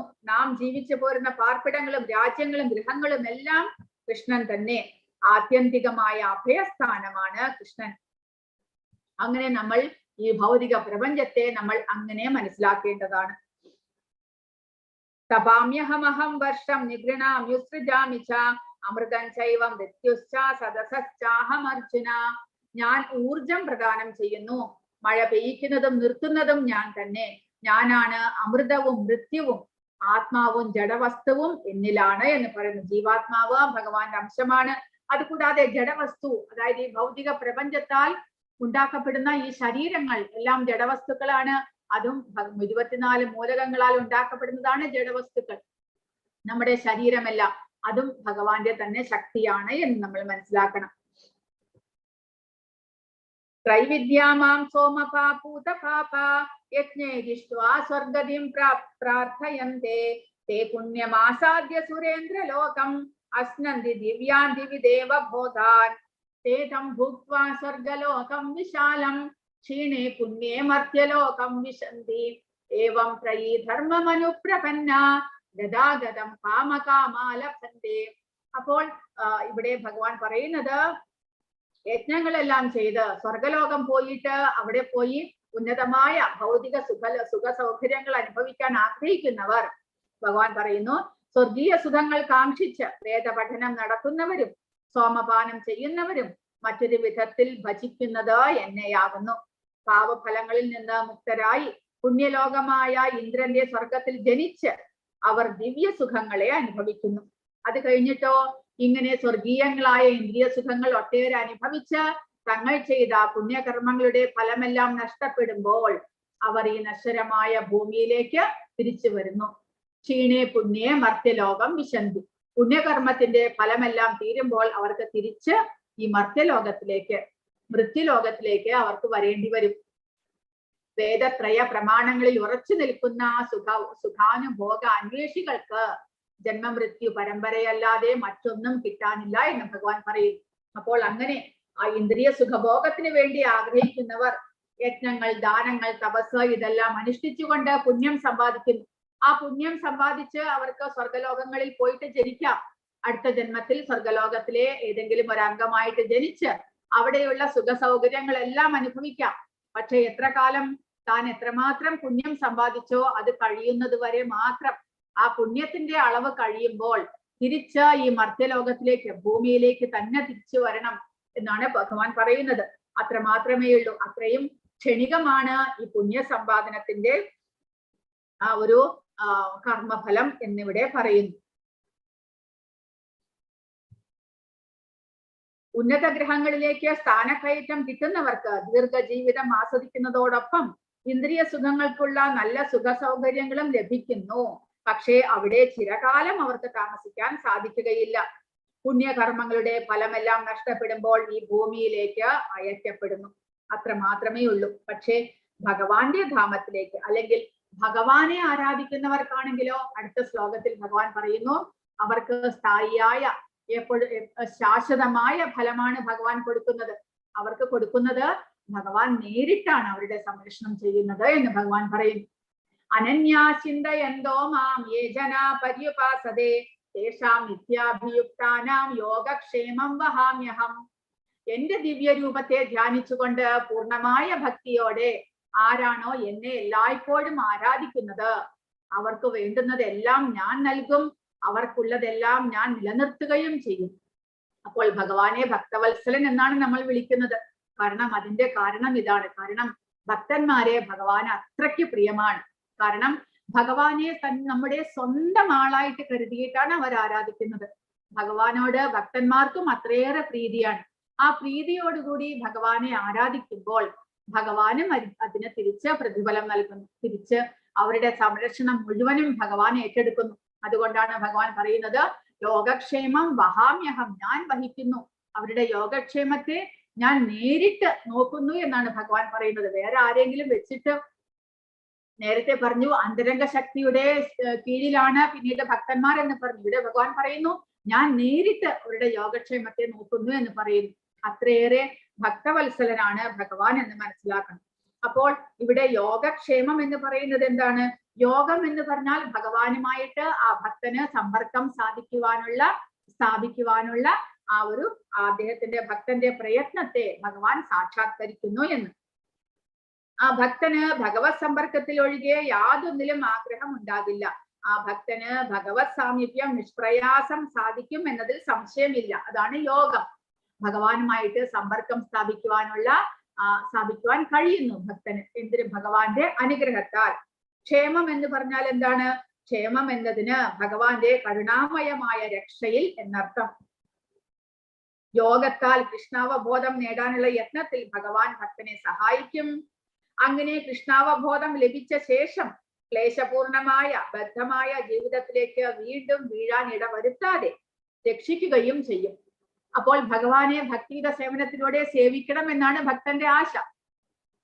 ആ ആശ ഭഗവാൻ നടത്തി കൊടുക്കുന്നു. അതിനോടൊപ്പം ഭൗതികതയിലേക്ക് തിരിച്ചു വീഴാതെ ആ ഭക്തനെ ഭഗവാൻ സംരക്ഷിക്കുകയും ചെയ്യും. അതാണ് യോഗവും ക്ഷേമവും. അത് ഭഗവാൻ നേരിട്ട് തന്നെ നടത്തി കൊടുക്കുകയാണ് ചെയ്യുന്നത് എന്നാണ് ഭഗവാൻ പറയുന്നത്. യേപ്യന്യദേവതാ ഭക്താ യജന്തേ ശ്രദ്ധയാന്വിതാഃ തേപി മാമേവ കൗന്ദേയ യജന്ത്യവിധിപൂർവകം. മറ്റു ദേവന്മാരുടെ ഭക്തന്മാരും വിശ്വാസപൂർവം അവരെ ഉപാസിക്കുന്നവരും വാസ്തവത്തിൽ എന്നെ തന്നെയാണ് ഉപാസിക്കുന്നത് കുന്തിപുത്ര. എന്നാൽ അവരങ്ങനെ ചെയ്യുന്നത് വിധിപ്രകാരമല്ല, അഭിധിപൂർവകം എന്ന് ഭഗവാൻ പറയുന്നു. എന്താണ് അഭിധിപൂർവകം? ഭഗവാൻ അടുത്ത ശ്ലോകത്തിൽ പറയുന്നു, അഹം ഹി സർവയജ്ഞാനാം ഭോക്താ ച പ്രഭ്രഭുരേവ ച നതു മാമഭിജാനന്തി തത്തേ നാഥസ്യ വന്ദിതേ. സർവയജ്ഞങ്ങളുടെയും ഭോക്താവും നാഥനും ഞാൻ മാത്രമാണ്. അതുകൊണ്ട് എന്റെ ഈ യഥാർത്ഥ ദിവ്യ പ്രകൃതിയെ മനസ്സിലാക്കാത്തവർക്ക് വീഴ്ചയാണ് ഫലം. അപ്പോൾ എല്ലാ യജ്ഞങ്ങളുടെയും തപസ്സിന്റെയും ദാനത്തിന്റെയും എല്ലാം ഭോക്താവ് ഭഗവാനാണ്. അദ്ദേഹമാണ് ആസ്വാദകൻ. നമ്മൾ ഭഗവാന്റെ പ്രീതിക്കായിക്കൊണ്ടാണ് യജ്ഞങ്ങളും ദാനവും തപസ്സും എല്ലാം ചെയ്യേണ്ടത്. നമ്മുടെ കർമ്മങ്ങളെല്ലാം ഭഗവാന്റെ പ്രീതിക്കായിക്കൊണ്ട് ചെയ്യണം. അത് ചെയ്യാതെ നമ്മൾ എന്ത് ചെയ്യുന്നു? ചിലർ ദേവന്മാരെ ആരാധിക്കുന്നു. അപ്പോൾ അത് അവിധിപൂർവകമായ ഭജനയാണ് എന്ന് പറയുന്നു. കാരണം കഴിഞ്ഞ അധ്യായത്തിൽ ഭഗവാൻ പറഞ്ഞു, ദേവന്മാരെ ആരാധിക്കുന്നവർക്കുള്ള ദേവന്മാരെ ആരാധിച്ച് ഇവരുടെ ആഗ്രഹ നിവൃത്തിക്കായിക്കൊണ്ട് നമ്മൾ ആരാധിക്കുമ്പോൾ അതിനുള്ള ഫലം നൽകുന്നതും ഞാൻ തന്നെ എന്ന് ഭഗവാൻ പറഞ്ഞു. കാരണം ദേവന്മാരുടെയും ആ ഭക്തന്മാരുടെയും എല്ലാം ഹൃദയത്തിൽ വസിക്കുന്ന പരമാത്മാവാണ് ഓരോ ഭക്തനും ഏത് ദേവനെ ആരാധിക്കണം എന്നുള്ള ആ ഒരു അറിവും ശ്രദ്ധയും എല്ലാം കൊടുക്കുന്നത്. അതുകൂടാതെ ദേവന്മാരാൽ അവർക്ക് അനുഗ്രഹം കൊടുക്കുന്നതും ഭഗവാൻ തന്നെ എന്ന് പറഞ്ഞു. അങ്ങനെയുള്ളപ്പോൾ ഭഗവാൻ പറയുന്നു, അവർ ഇൻഡയറക്റ്റ്ലി വളഞ്ഞ വഴിയിലൂടെ ഭഗവാനെയാണ് ആരാധിക്കുന്നത്. പക്ഷെ അത് വിധിപൂർവകമല്ല, നേരിട്ടുള്ള ഭഗവാന്റെ സേവനമല്ല. അതുവഴി എന്ത് സംഭവിക്കുന്നു? ഭഗവാൻ പറയുന്നത് അങ്ങനെയുള്ളവർക്ക് വീഴ്ച എന്ന് പറഞ്ഞാൽ ഭൗതികതയിലേക്ക് അവർക്ക് തിരിച്ചു വരണം. കാരണം ഭഗവാനെ നമ്മൾ നേരിട്ട് സേവിക്കുകയാണെങ്കിൽ ജന്മമൃത്യു ജരാവ്യാധിയിൽ നിന്നുള്ള രക്ഷ നമുക്ക് ലഭിക്കുന്നു. പക്ഷേ അവിധിപൂർവകമായിട്ട് ദേവന്മാരെ ഭജിക്കുന്നവർക്ക് ഒരിക്കലും ഇവിടെ നിന്നുള്ള ആ മോക്ഷം ലഭിക്കുന്നില്ല. കാരണം ദേവന്മാരെ ആരാധിക്കുന്നത് കൊണ്ട് ആ ദേവന്മാർ തരുന്ന ആ താൽക്കാലികമായ അനുഗ്രഹത്തിൽ അവർ സംതൃപ്തരാകണം. പക്ഷെ നമ്മൾ ഭഗവാനെ ആരാധിക്കുകയാണെങ്കിലോ ഭഗവാൻ ശാശ്വതനായതുകൊണ്ട് അദ്ദേഹത്തിന്റെ അനുഗ്രഹവും ശാശ്വതമാണ്. നമുക്ക് ക്രമേണ ആ ഭഗവാന്റെ പരമപദം പോകുവാൻ സാധിക്കും. ജന്മമൃത്യു ജരാവ്യാധിയായ ആ പുനർജന്മത്തെ നമുക്ക് ഇല്ലാതാക്കുവാനായിട്ട് സാധിക്കുന്നു. യാന്തി ദേവവ്രതാ ദേവാൻ പിതൃൻ യാന്തി പിതൃവ്രതാഹ ഭൂതാനി യാന്തി ഭൂതേജ്യാ യാന്തി മതിയാചിനോഭിമാം. ദേവന്മാരെ ആരാധിക്കുന്നവർ ദേവന്മാരോടൊപ്പം ജനിക്കും. പിതൃപൂജകർ പിതൃക്കളോടൊപ്പം ജനിക്കും. ഭൂതപ്രേതാദികളെ ഉപാസിക്കുന്നവരാകട്ടെ അവരോടൊപ്പമാവും ജനിക്കുക. എന്നെ ആരാധിക്കുന്ന ഭക്തന്മാർ എന്നോടൊപ്പം ജീവിക്കും എന്ന് ഭഗവാൻ പറയുന്നു. അപ്പോൾ നമ്മൾ ഭഗവാനെ ആരാധിക്കുകയാണെങ്കിൽ അതാണ് ശാശ്വതമായിട്ടുള്ള ആരാധന, അതാണ് വിധിപൂർവകമായ ആരാധന. വേദങ്ങളിലെല്ലാം പറഞ്ഞിരിക്കുന്നത് നേരിട്ട് ഭഗവാനെ പ്രാപിക്കുവാനുള്ള വഴികളാണ്. അത് നമ്മൾ നേരിട്ട് ഭഗവാൻ കൃഷ്ണാവബോധത്തിലൂടെ ഭഗവാനെ ആരാധിക്കുന്നത് വഴി നമ്മൾ നേരിട്ട് ആ വേദങ്ങളിൽ പറഞ്ഞിരിക്കുന്ന പ്രക്രിയ തന്നെ ചെയ്യുന്നു. അങ്ങനെ ഭഗവാനെ നേരിട്ട് ആരാധിക്കുന്നത് വഴി നമുക്ക് ഭഗവാന്റെ പരമപദം പോകി ഭഗവാനോടൊപ്പം നമുക്ക് അവിടെ വസിക്കുവാനായിട്ട് സാധിക്കുന്നു എന്ന്. അപ്പോൾ ഇനി ആ ഭഗവാനെ നമ്മൾ എങ്ങനെയാണ് ആരാധിക്കേണ്ടത്?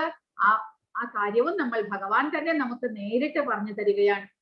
പത്രം പുഷ്പം ഫലം തോയം യോമേ ഭക്ത്യാ പ്രയച്ഛതി തദഹം ഭക്തി ഉപഹൃതം അസ്നാമി പ്രയതാത്മനഃ. സ്നേഹത്തോടും ഭക്തിയോടും കൂടി ഒരാൾ എനിക്ക് അർപ്പിക്കുന്നത് എന്തും, ഇലയോ പൂവോ ഫലമോ ജലമോ ആകട്ടെ, ഞാൻ അത് സ്വീകരിക്കും. ഭക്തിയോടുകൂടി വേണം. ഭഗവാൻ 2 തവണയാണ് ഭക്തി എന്ന് പറയുന്നത്. യോമേ ഭക്ത്യാ പ്രയച്ഛതി, ഭക്തിയോടുകൂടി എനിക്ക് അർപ്പിക്കുമ്പോൾ, തദഹം ഭക്തി ഉപഹൃതം, ഭക്തിയാൽ എനിക്ക് അർപ്പിച്ചതിനാൽ, അസ്നാമി, ഞാനത് സ്വീകരിക്കുമെന്ന് ഭഗവാൻ പറയുന്നു. ഭഗവാൻ ഉറപ്പ് പറയുന്നത് ഞാനത് സ്വീകരിക്കും.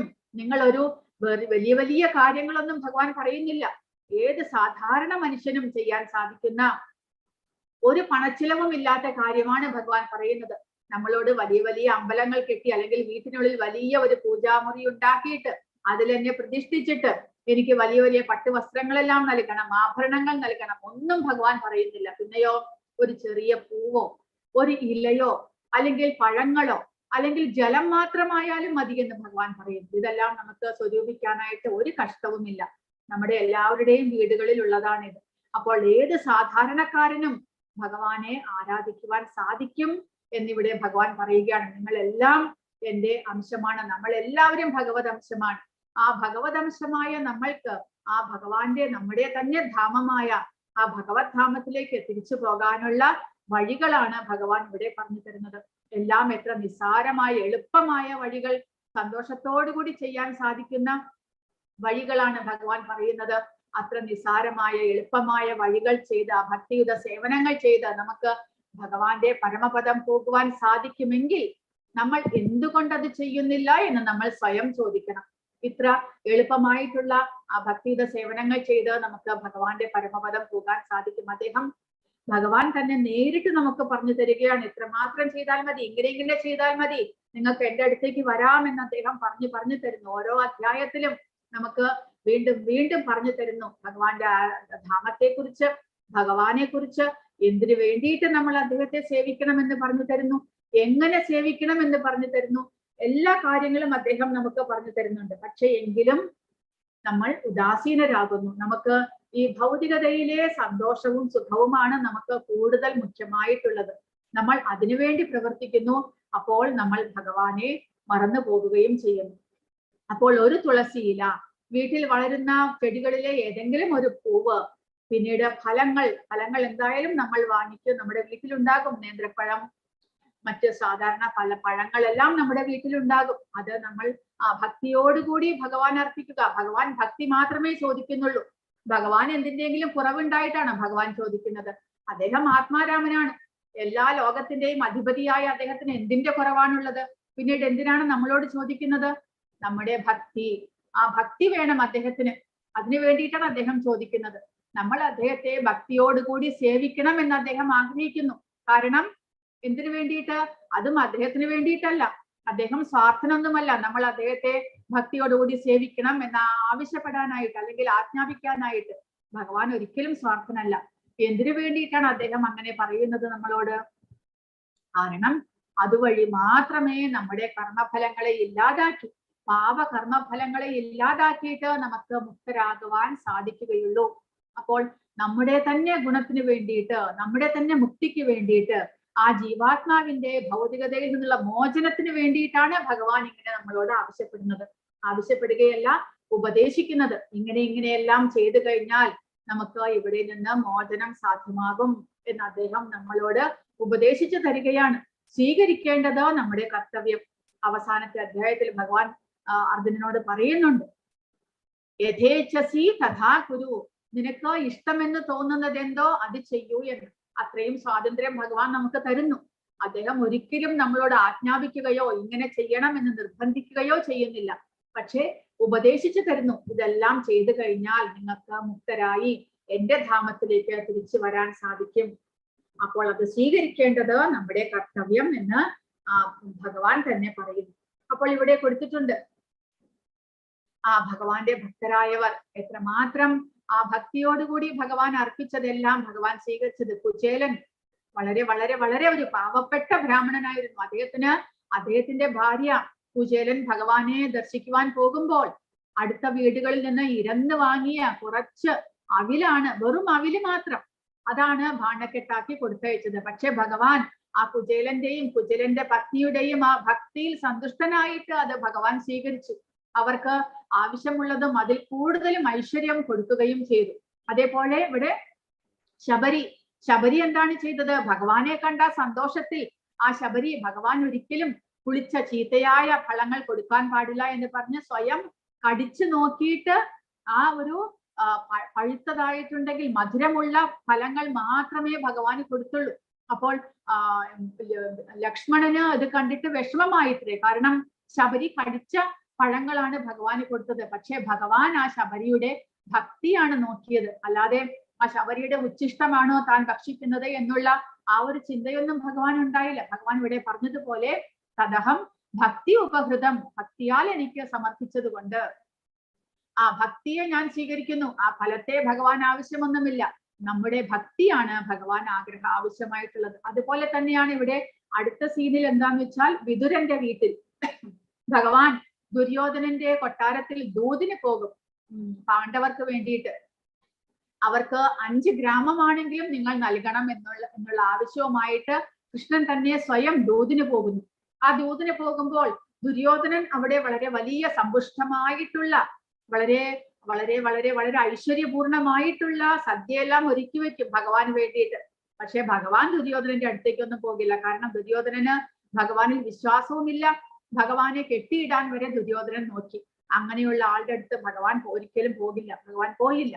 പിന്നെയോ അവിടെ തന്നെ വിതുരനും വിതുര പത്നിയും ഭഗവാന്റെ അടുത്ത ഭക്തരായിരുന്നു. അതുകൊണ്ട് ആ വിതുര ഭവനത്തിലേക്ക് ഭഗവാൻ പോയി. ഭഗവാൻ പെട്ടെന്ന് കയറി വരുന്നത് കണ്ടിട്ട് വിതുരന്റെ പത്നിക്ക് സംഭ്രമമായി. വിതുരന്റെ പത്നി എന്താണ് ഭഗവാന് കൊടുക്കുന്നത്? സ്വയം ഭഗവാൻ തന്റെ വീട്ടിലേക്ക് വന്നിരിക്കുന്നു. ആ ഭഗവാൻ എന്താണ് കൊടുക്കേണ്ടത് എന്നുള്ള ഒരു ചിന്തയിൽ അവർ ഒരു പാത്രത്തിൽ നിറച്ച് പഴങ്ങൾ എടുത്തുകൊണ്ടുവന്നു. അപ്പോൾ ഭഗവാന്റെ ആ മുഖത്തേക്ക് നോക്കിയിട്ട് സ്വയം മറന്ന് അവർ എന്താണ് ചെയ്തത്? ആ പഴത്തിന്റെ തോൽ ഊരിയിട്ട് ആ തോല് ഭഗവാന് കൊടുത്തു, പഴം മാറ്റിവെച്ചു. അതാണ് ഇവിടെ കാണിച്ചിരിക്കുന്നത്. പഴത്തിന്റെ തോൽ ഊരിയിട്ട് തോല് ഭഗവാന് കൊടുക്കുന്നു, പഴത്തെ മാറ്റിവെക്കുന്നു. അവർ അത്രയും സ്വയം മറന്നുപോയി അവർ. അപ്പോൾ വിതുരൻ ഭഗവാനെ അന്വേഷിച്ച് വരുമ്പോൾ കാണുന്നത് എന്താണ്? തന്റെ പത്നി തോലെടുത്തിട്ട് ഭഗവാന് കൊടുക്കുന്നു, പഴം അവിടെ ദൂരെ വലിച്ചു കളയുന്നു. അത് കണ്ടിട്ട് വിതുരന് വല്ലാത്ത ആ ഒരു സങ്കടമായെങ്കിലും ഭഗവാൻ ആ തോല് സന്തോഷത്തോടു കൂടി കഴിക്കുന്നതാണ് വിതുരൻ കണ്ടത്. കാരണം ആ ഭക്തി, ആ നിഷ്കളങ്കമായ ഭക്തിയിൽ ഭഗവാൻ സന്തോഷവാനായി എന്നാണ് പറയുന്നത്. അത് ഇവിടെ അവസാനത്തേത് ഗജേന്ദ്രമോക്ഷം. ഗജേന്ദ്രമോക്ഷത്തിൽ ഗജേന്ദ്രൻ ഭഗവാനെ കണ്ടതും താൻ അത്രമാത്രമധികം വേദന സഹിച്ചുകൊണ്ടാണെങ്കിലും ആ തടാകത്തിൽ ഉണ്ടായിരുന്ന ഒരു പൂവെടുത്തിട്ട് ഭഗവാന് സമർപ്പിക്കുന്നു. അപ്പോൾ ഭഗവാൻ ഇവിടെ പറയുന്നത് പോലെ തദഹം ഭക്തി ഉപഹൃതം, ആ ഭക്തിയാണ് ഭഗവാൻ സ്വീകരിക്കുന്നത് എന്ന് നമ്മൾ മനസ്സിലാക്കിക്കൊണ്ട് നമ്മൾ എന്ത് സമർപ്പിക്കുന്നതാണെങ്കിൽ കൂടെ ആ മനസ്സോടുകൂടി, ആ ആത്മാർത്ഥതയോടുകൂടി, ഭക്തിയോടുകൂടി ഭഗവാന് സമർപ്പിക്കേണ്ടതാണ്. ആശ്ചര്യകരമായ ഫലം നേടുന്നതിനുള്ള പ്രക്രിയ അനായാസവുമാണ്. പരമദരിദ്രർക്കും യാതൊരു യോഗ്യതകളില്ലാത്തവർക്ക് പോലും വിശ്വാസത്തോടെ അനുഷ്ഠിക്കാവുന്നതാണ്. ഭഗവാന്റെ ശുദ്ധഭക്തനായിരിക്കണം എന്നേയുള്ളൂ. ഭക്തൻ ആര് എന്നതിലും ഏത് നിലയിലുള്ളവൻ എന്നതിലും ഇക്കാര്യത്തിൽ പ്രസക്തിയില്ല. ഒരിലയോ പഴമോ അല്പം ജലമോ നിഷ്കപടമായ സ്നേഹത്തോടെ ഭഗവാന് സമർപ്പിക്കുക. ഭഗവാൻ അപ്പോൾ ഭക്തി മാത്രമേ ആഗ്രഹിക്കുന്നുള്ളൂ എന്ന്, പ്രേമപൂർവമായ സേവനം മാത്രമേ കൃഷ്ണൻ ആവശ്യപ്പെടുന്നുള്ളൂ. തന്റെ ഭക്തൻ തരുന്ന കൊച്ചു പൂവും കൂടി അദ്ദേഹം സ്വീകരിക്കും. ഭക്തിയില്ലാത്തവന്റെ ഒരു ഉപഹാരവും അദ്ദേഹം കൈക്കൊള്ളുകയുമില്ല. അദ്ദേഹത്തിന് മറ്റാരുടെയും ഉപഹാരങ്ങൾ ആവശ്യമില്ല. കാരണം അദ്ദേഹം ആത്മാരാമനാണ്. അദ്ദേഹത്തിന് നമ്മുടെ ആരുടെയും ഒന്നും ആവശ്യമില്ല. അദ്ദേഹം തരുന്നതാണ് ഈ ഭൗതിക പ്രപഞ്ചത്തിലുള്ളതെല്ലാം. പിന്നീട് നമ്മൾ അത് ഭക്തിയോടുകൂടി തിരിച്ചു കൊടുക്കുമ്പോൾ അദ്ദേഹം അത് ഉപഹാരമായിട്ട് സ്വീകരിക്കുന്നു എന്ന് മാത്രം. ഭക്തന്റെ ഉപഹാരം സ്വീകരിക്കുന്നത് സ്നേഹവാത്സല്യങ്ങളുടെ കൈമാറ്റം എന്ന നിലയിലാണ്. നമ്മൾക്ക് ഭഗവാൻ അർപ്പിക്കുന്നത് വഴി നമ്മുടെ കൃഷ്ണാവബോധം പുരോഗമിക്കുന്നു. ഭഗവാന്റെ അനുഗ്രഹത്താൽ നമ്മുടെ ഭക്തി വർദ്ധിച്ചു വരികയും ചെയ്യുന്നു. അപ്പോൾ സർവൈശ്വര്യ നിദാനമായ കൃഷ്ണന് ആഹാരത്തിന്റെ ആവശ്യമില്ല. എങ്കിലും നിവേദ്യം അർപ്പിച്ച് തന്നെ പ്രീതിപ്പെടുത്താൻ ആഗ്രഹിക്കുന്ന ഭക്തനിൽ നിന്ന് അദ്ദേഹം അത് സ്വീകരിക്കും. ഇവയൊക്കെയും അനുഷ്ഠിക്കേണ്ടത് കൃഷ്ണപ്രേമത്തോടെ ആകണം. അപ്പോൾ ആ ഭക്തി മുന്നിട്ട് നിൽക്കുന്ന ഭക്തിയോട് കൂടി നമ്മൾ ആ ഭഗവാനെ സ്നേഹത്തോടു കൂടി ഇവിടെ കാണിച്ചിരിക്കുന്നത് കാണാം. പ്രഭുപാദ സ്വയം കുക്ക് ചെയ്ത് ആഹാരം പാചകം ചെയ്ത് ഭഗവാനെ സമർപ്പിക്കുന്നതാണ്. ഭഗവാന് പ്രത്യേകമായ ഒരു ഭഗവാൻ മാത്രം കഴിക്കാനുള്ള ഒരു പ്ലേറ്റ് തയ്യാറാക്കി അതിൽ ആ പ്രത്യേകം കിണ്ണങ്ങളോ എന്തെങ്കിലും നമ്മൾ ഭഗവാന് വേണ്ടി മാത്രം എന്നുണ്ടാക്കിയിട്ട് അതിൽ നമ്മൾ ഉണ്ടാക്കുന്ന വിഭവങ്ങളെല്ലാം ഭഗവാന് സ്നേഹത്തോടുകൂടി അർപ്പിക്കുക. അദ്ദേഹം തീർച്ചയായിട്ടും അത് സ്വീകരിക്കും. നമുക്കത് മനസ്സിലാക്കുവാൻ സാധിക്കും. നമ്മൾ പ്രസാദം കഴിക്കാൻ തുടങ്ങുമ്പോൾ നമ്മിൽ മാറ്റങ്ങൾ ഉണ്ടാകുന്നത് നമുക്ക് അനുഭവപ്പെടും തീർച്ചയായിട്ടും. കാരണം എല്ലാ ഭക്തന്മാരുടെയും അനുഭവമാണിത്. നമ്മുടെ മനസ്സിലെ കൽമഷങ്ങളെല്ലാം അസൂയ, വിദ്വേഷം, വൈരാഗ്യം മുതലായതെല്ലാം നമ്മിൽ നിന്ന് പോയിട്ട് ദൈവികമായ ഗുണങ്ങൾ നമ്മിൽ വളർന്നു വരുന്നത് നമുക്ക് അറിയുവാൻ സാധിക്കും. അപ്പോൾ എല്ലാവരും അതിന് ഒരു പ്രത്യേക ശ്രദ്ധ വെക്കുക. അപ്പോൾ എന്തിനു വേണ്ടിയിട്ടാണ് ഭഗവാൻ ഇതെല്ലാം നമ്മളോട് ആവശ്യപ്പെടുന്നത് എന്നും ഭഗവാൻ അടുത്ത ശ്ലോകത്തിലൂടെ പറയുന്നു. യത്കരോഷി യജ്ജുഹോഷി ദദാസി യത് തപസ്യസി കൗന്ദേയ തത്പുരുഷമദർപ്പണം. നീ എന്ത് ചെയ്യുന്നുവോ, എന്ത് നിവേദിക്കുന്നുവോ, ഭക്ഷിക്കുന്നുവോ, എന്ത് ദാനം ചെയ്യുന്നുവോ, എന്ത് തപശ്ചര്യകൾ അനുഷ്ഠിക്കുന്നുവോ കുന്തിപുത്ര, അതെല്ലാം എനിക്കായി അർപ്പിച്ചുകൊണ്ട് ചെയ്യുക. എല്ലാ കാര്യവും നമ്മൾ ദൈനംദിന ജീവിതത്തിൽ എന്തെല്ലാം ചെയ്യുന്നുണ്ടോ അതെല്ലാം ഭഗവത് അർപ്പിതമായിട്ട് ചെയ്യണം എന്ന് ഭഗവാൻ പറയുന്നു. കാരണം എന്താണ്? 28ാമത്തെ ശ്ലോകത്തിൽ ഇതിന്റെ എല്ലാം അർത്ഥം, ഇതിന്റെ എല്ലാം താല്പര്യം ഭഗവാൻ കൊടുക്കുന്നുണ്ട്. ഭഗവാന് വേണ്ടിയിട്ടല്ല ഇതൊന്നും. എന്തിനു വേണ്ടിയിട്ടാണ് നമ്മളോട് ഇതെല്ലാം ഭഗവത് അർപ്പിതമായിട്ട് ചെയ്യാൻ പറയുന്നു? അദ്ദേഹം സ്വാർത്ഥനല്ല, ഭഗവാന് വേണ്ടിയിട്ടല്ല. എന്തിനു വേണ്ടിയിട്ട് എന്ന് അദ്ദേഹം 28ാമത്തെ ശ്ലോകത്തിൽ പറയുന്നുണ്ട്. ശുഭാശുഭ ഫലൈരേവം മോക്ഷസേ കർമ്മബന്ധനൈഹി സന്യാസയോഗയുക്താത്മാ വിമുക്തോ മാമുപൈഷ്യസി. ഇങ്ങനെ കർമ്മബന്ധങ്ങളിൽ നിന്നും തജന്യങ്ങളായ ഗുണദോഷ ഫലങ്ങളിൽ നിന്നും നിനക്ക് സ്വതന്ത്രനാകാം. നമ്മുടെ കർമ്മഫലങ്ങളെ ഇല്ലാതാക്കുവാനായിട്ടാണ് ഭഗവാൻ ഈ കാര്യങ്ങളെല്ലാം പറയുന്നത്. എല്ലാം എനിക്ക് അർപ്പിച്ചുകൊണ്ട് ചെയ്യൂ, അതുവഴി നമ്മുടെ കർമ്മഫലങ്ങളെ ഇല്ലാതാക്കുവാൻ സാധിക്കുന്നു. പരിത്യാഗം എന്ന തത്വം ഉൾക്കൊണ്ട് എന്നിൽ മനസ്സുറപ്പിച്ച് വിമുക്തനായി നിനക്ക് എന്നെ പ്രാപിക്കാം. അപ്പോൾ എല്ലാം ത്യജിച്ചുകൊണ്ട് നമ്മുടേതായിട്ടുള്ളതെല്ലാം ഭഗവാൻ അർപ്പിക്കുന്നത് വഴി നമ്മൾ ത്യാഗം പരിശീലിക്കുന്നു.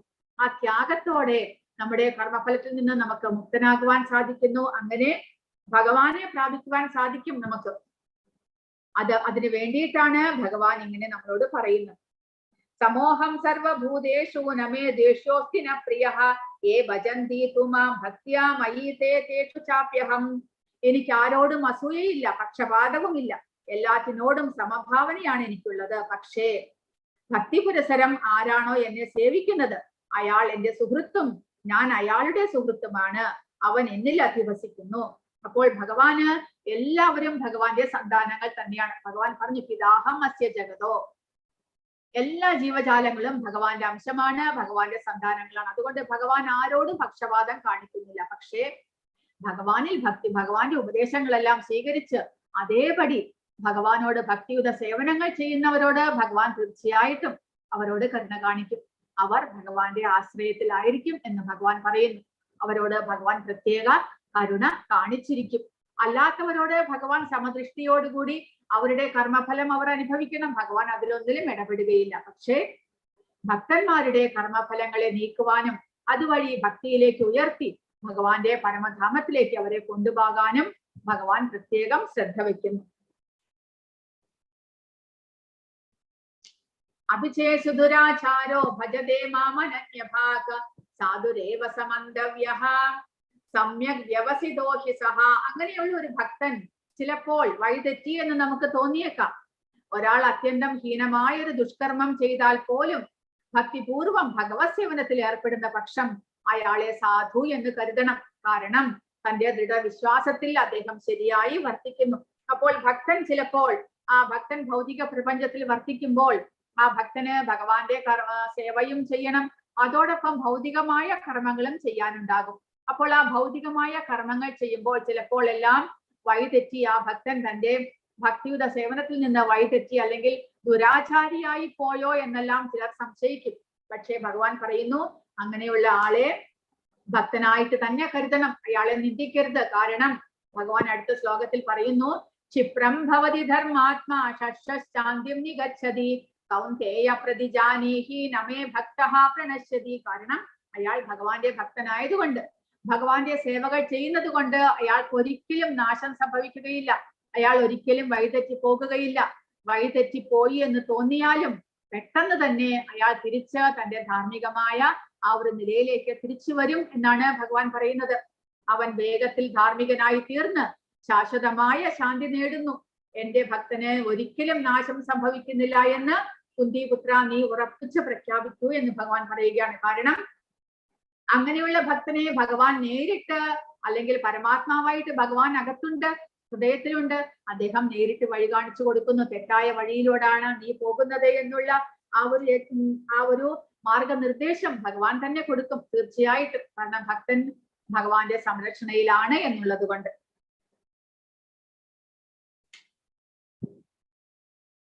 മാം ഹി പാർത്ഥവ്യപാശ്രിത്യ യേപി സ്യുഃ പാപയോനയഃ സ്ത്രിയോ വൈശ്യാസ്തദാ ശൂദ്രാസ്തേപി യാന്തി പരാംഗതിം. അപ്പോൾ അങ്ങനെയാകുമ്പോൾ ഭഗവാന്റെ ഭക്തിയുടെ സേവനത്തെ കുറിച്ച്, എങ്ങനെ ഭക്തി ചെയ്യണം, ആർക്കെല്ലാം, ഇനി അടുത്തത് പറയുന്നത് ആർക്കെല്ലാം ഭഗവാന്റെ ഭക്തിയുടെ സേവനങ്ങൾ ചെയ്യാം, അതിനെന്തെങ്കിലും നിഷ്കർഷയുണ്ടോ? ബ്രാഹ്മണന്മാർക്ക്, ക്ഷത്രിയന്മാർക്ക്, രാജാക്കന്മാർക്ക് മാത്രമേ ചെയ്യാൻ പാടുകയുള്ളൂ? അങ്ങനെയൊന്നുമില്ല. ആർക്ക് വേണമെങ്കിലും ഭഗവാന്റെ ഭക്തിയുടെ സേവനങ്ങൾ ചെയ്ത് തന്റെ കർമ്മഫലത്തെ ഇല്ലാതാക്കുവാൻ സാധിക്കും എന്ന് ഭഗവാൻ പറയുകയാണ്. എന്നെ ആശ്രയിക്കുന്നവർ അധമകുലത്തിൽ പിറന്നവരോ, സ്ത്രീകളോ, കച്ചവടക്കാരോ, ശൂദ്രരോ ആരായാലും ശരി പരമപദം പ്രാപിക്കും. എല്ലാവർക്കും പരമപദം പ്രാപിക്കാൻ, ഭഗവാന്റെ ധാമം പ്രാപിക്കുവാൻ യോഗ്യതയുണ്ട്.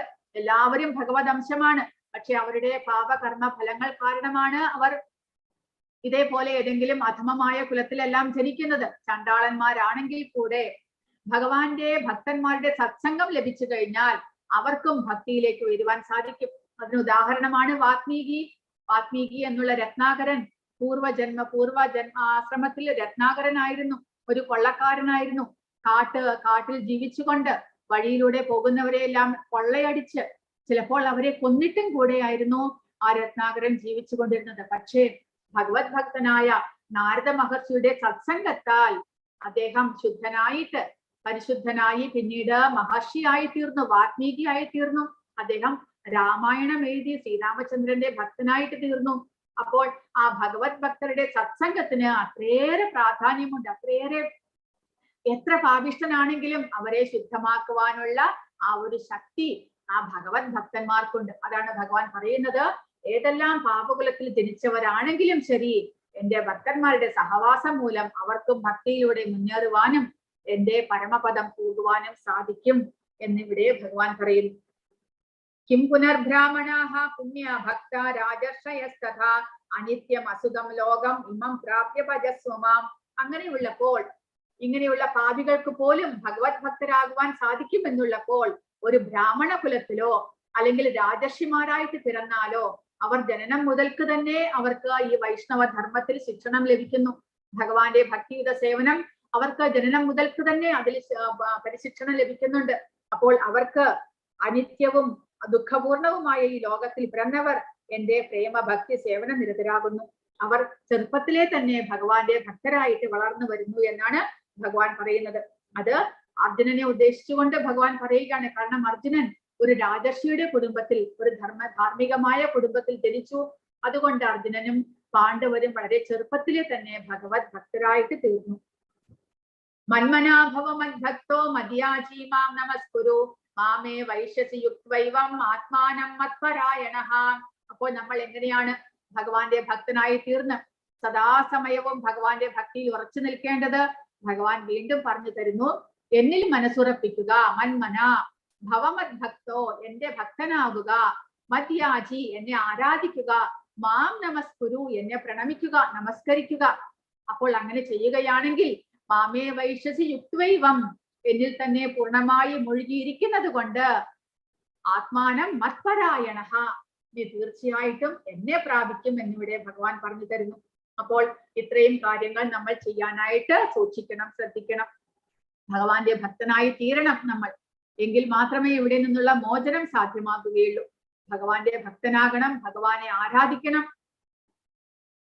സദാസമയവും അദ്ദേഹത്തെ ദിവസവും രാവിലെയും വൈകിട്ടുമാണെങ്കിൽ കൂടെ 2 നേരമാണെങ്കിലും അറ്റ്ലീസ്റ്റ് ഭഗവാനെ നമസ്കരിക്കുക. സർവവും ഭഗവാന് സമർപ്പിച്ചുകൊണ്ട് കായേന വാച മനസേന്ദ്രിയേർവ ബുദ്ധ്യാത്മനാവ പ്രകൃതേ സ്വഭാവാത് കരോമി യദ്യത് സകലം പരസ്മൈ ശ്രീമന്നാരായണായേതി സമർപ്പയാമി. സർവവും ഞാൻ കൈകൊണ്ട്, കാലുകൊണ്ട്, കണ്ണുകൊണ്ട്, എന്റെ ബുദ്ധി കൊണ്ട്, എന്റെ മനസ്സുകൊണ്ട്, എന്റെ ശരീരം കൊണ്ട് ഞാൻ എന്തെല്ലാം പ്രവൃത്തികൾ ചെയ്യുന്നുവോ അതെല്ലാം ഞാൻ നാരായണ അങ്ങേക്ക് സമർപ്പിക്കുന്നു എന്ന് പറഞ്ഞുകൊണ്ട് സാഷ്ടാംഗം അദ്ദേഹത്തിന് നമസ്കാരം ചെയ്യുക. എല്ലാ പ്രവർത്തനങ്ങളും ഭഗവാൻ അർപ്പിക്കുക. അതുവഴി നമുക്ക് ആ ഭഗവാന്റെ ശരണത്തിൽ, ആശ്രയത്തിൽ ഇരിക്കുവാനായിട്ട് സാധിക്കുന്നു. ഭഗവാൻ അത്രമാത്രമേ നമ്മളോട് ചോദിക്കുന്നുള്ളൂ. ഇത്രയും ചെയ്യണമെന്നാണ് പറയുന്നത്. കൃഷ്ണകഥകളുടെ ശ്രവണം, കീർത്തനം മുതലായ 9 പ്രക്രിയകളിൽ ഏർപ്പെടണം. ഭക്തിഭരിതമായ ഭഗവത് സേവനമാണ് മനുഷ്യവർഗത്തിന്റെ അത്യുത്കൃഷ്ടമായ നേട്ടം. വിഗ്രഹത്തിന് മുന്നിൽ തല കുനിക്കുകയും തന്റെ ശരീരത്തെയും മനസ്സിനെയും കർമ്മങ്ങളെയും എല്ലാം കൃഷ്ണാർപ്പണമായി തീർക്കുകയും വേണം. അങ്ങനെ വ്യതിചലിക്കാത്ത വിധം കൃഷ്ണനിൽ സ്വയം മുഴുകിയിരിക്കുവാൻ കഴിയും. ഇത് കൃഷ്ണലോക പ്രാപ്തിക്ക് സഹായിക്കും. ബുദ്ധിമാനായ മനുഷ്യൻ നേരെ കൃഷ്ണാവബോധ പ്രക്രിയയിൽ ഏർപ്പെടുകയാണ് വേണ്ടത്. അങ്ങനെ ചെയ്താൽ ഈ ഭൗതിക ലോകത്തിലും അയാൾക്ക് സന്തുഷ്ടനായി ജീവിക്കാം. അവസാനം കൃഷ്ണന്റെ ഉത്കൃഷ്ട ഉപഹാരം നേടുകയും ആകാം. അപ്പോൾ നമ്മുടെ എല്ലാ പ്രവർത്തനങ്ങളും ഭഗവാൻ അർപ്പിക്കണം എന്നാണ് ഈ അധ്യായത്തിലൂടെ ഭഗവാൻ പറയുന്നത്. കാരണം ഭഗവാന് വേണ്ടിയിട്ടല്ല, പിന്നെയോ നമുക്ക് വേണ്ടിയിട്ട്, നമ്മുടെ ശ്രേയസ്സിനായിക്കൊണ്ട്, നമ്മുടെ മുക്തിക്കായിക്കൊണ്ട് എല്ലാ പ്രവർത്തനങ്ങളും ഭഗവാൻ അർപ്പിച്ചുകൊണ്ട് ഭഗവാന്റെ പ്രീതിക്കായിക്കൊണ്ട് നമ്മൾ പ്രവർത്തിക്കേണ്ടതാണ്. സദാസമയവും ഭഗവാന്റെ നാമജപം ചെയ്തുകൊണ്ട്, ഭഗവാനെ കുറിച്ച് കേട്ടുകൊണ്ട്, ഭഗവാനെ കുറിച്ച് സ്മരിച്ചുകൊണ്ട്, അദ്ദേഹത്തെ നമസ്കരിച്ച് നമ്മുടെ എല്ലാ പ്രവർത്തനങ്ങളും അദ്ദേഹത്തിന് അർപ്പിച്ച് നമസ്കരിക്കുക നമ്മൾ അദ്ദേഹത്തെ. അതുകൂടാതെ ഇവിടെ പ്രഭുപാദ പറഞ്ഞിരിക്കുന്നു, അനുകൂലേന കൃഷ്ണാനുകൂലന, പ്രതികൂലമായിട്ടല്ല അനുകൂലമായിട്ട് കൃഷ്ണനെ സേവിക്കണം. കംസനും സദാസമയവും ഭഗവാനെ കൃഷ്ണ കൃഷ്ണ എന്ന് ചിന്തിച്ചുകൊണ്ടേയിരുന്നു. പക്ഷെ അത് അനുകൂലമായിട്ടല്ല, പ്രതികൂലമായിട്ട്. കംസന് ഭഗവാൻ തന്റെ ശത്രുവായിരുന്നു. എപ്പോഴാണ് കൃഷ്ണൻ വന്ന് തന്നെ വധിക്കുക എന്നുള്ള ചിന്തയിലായിരുന്നു കംസന്റെ ആ ഒരു ചിന്താഗതി മുഴുവൻ കൃഷ്ണനെ ആലോചിച്ചു കൊണ്ടിരുന്നത്. അങ്ങനെയല്ല, അനുകൂലമായിട്ട് പ്രീതിപൂർവം ഭക്തിപൂർവം ഭഗവാന്റെ ലീലകളെ സ്മരിച്ചുകൊണ്ടിരിക്കണം എന്നാണ് പറയുന്നത്.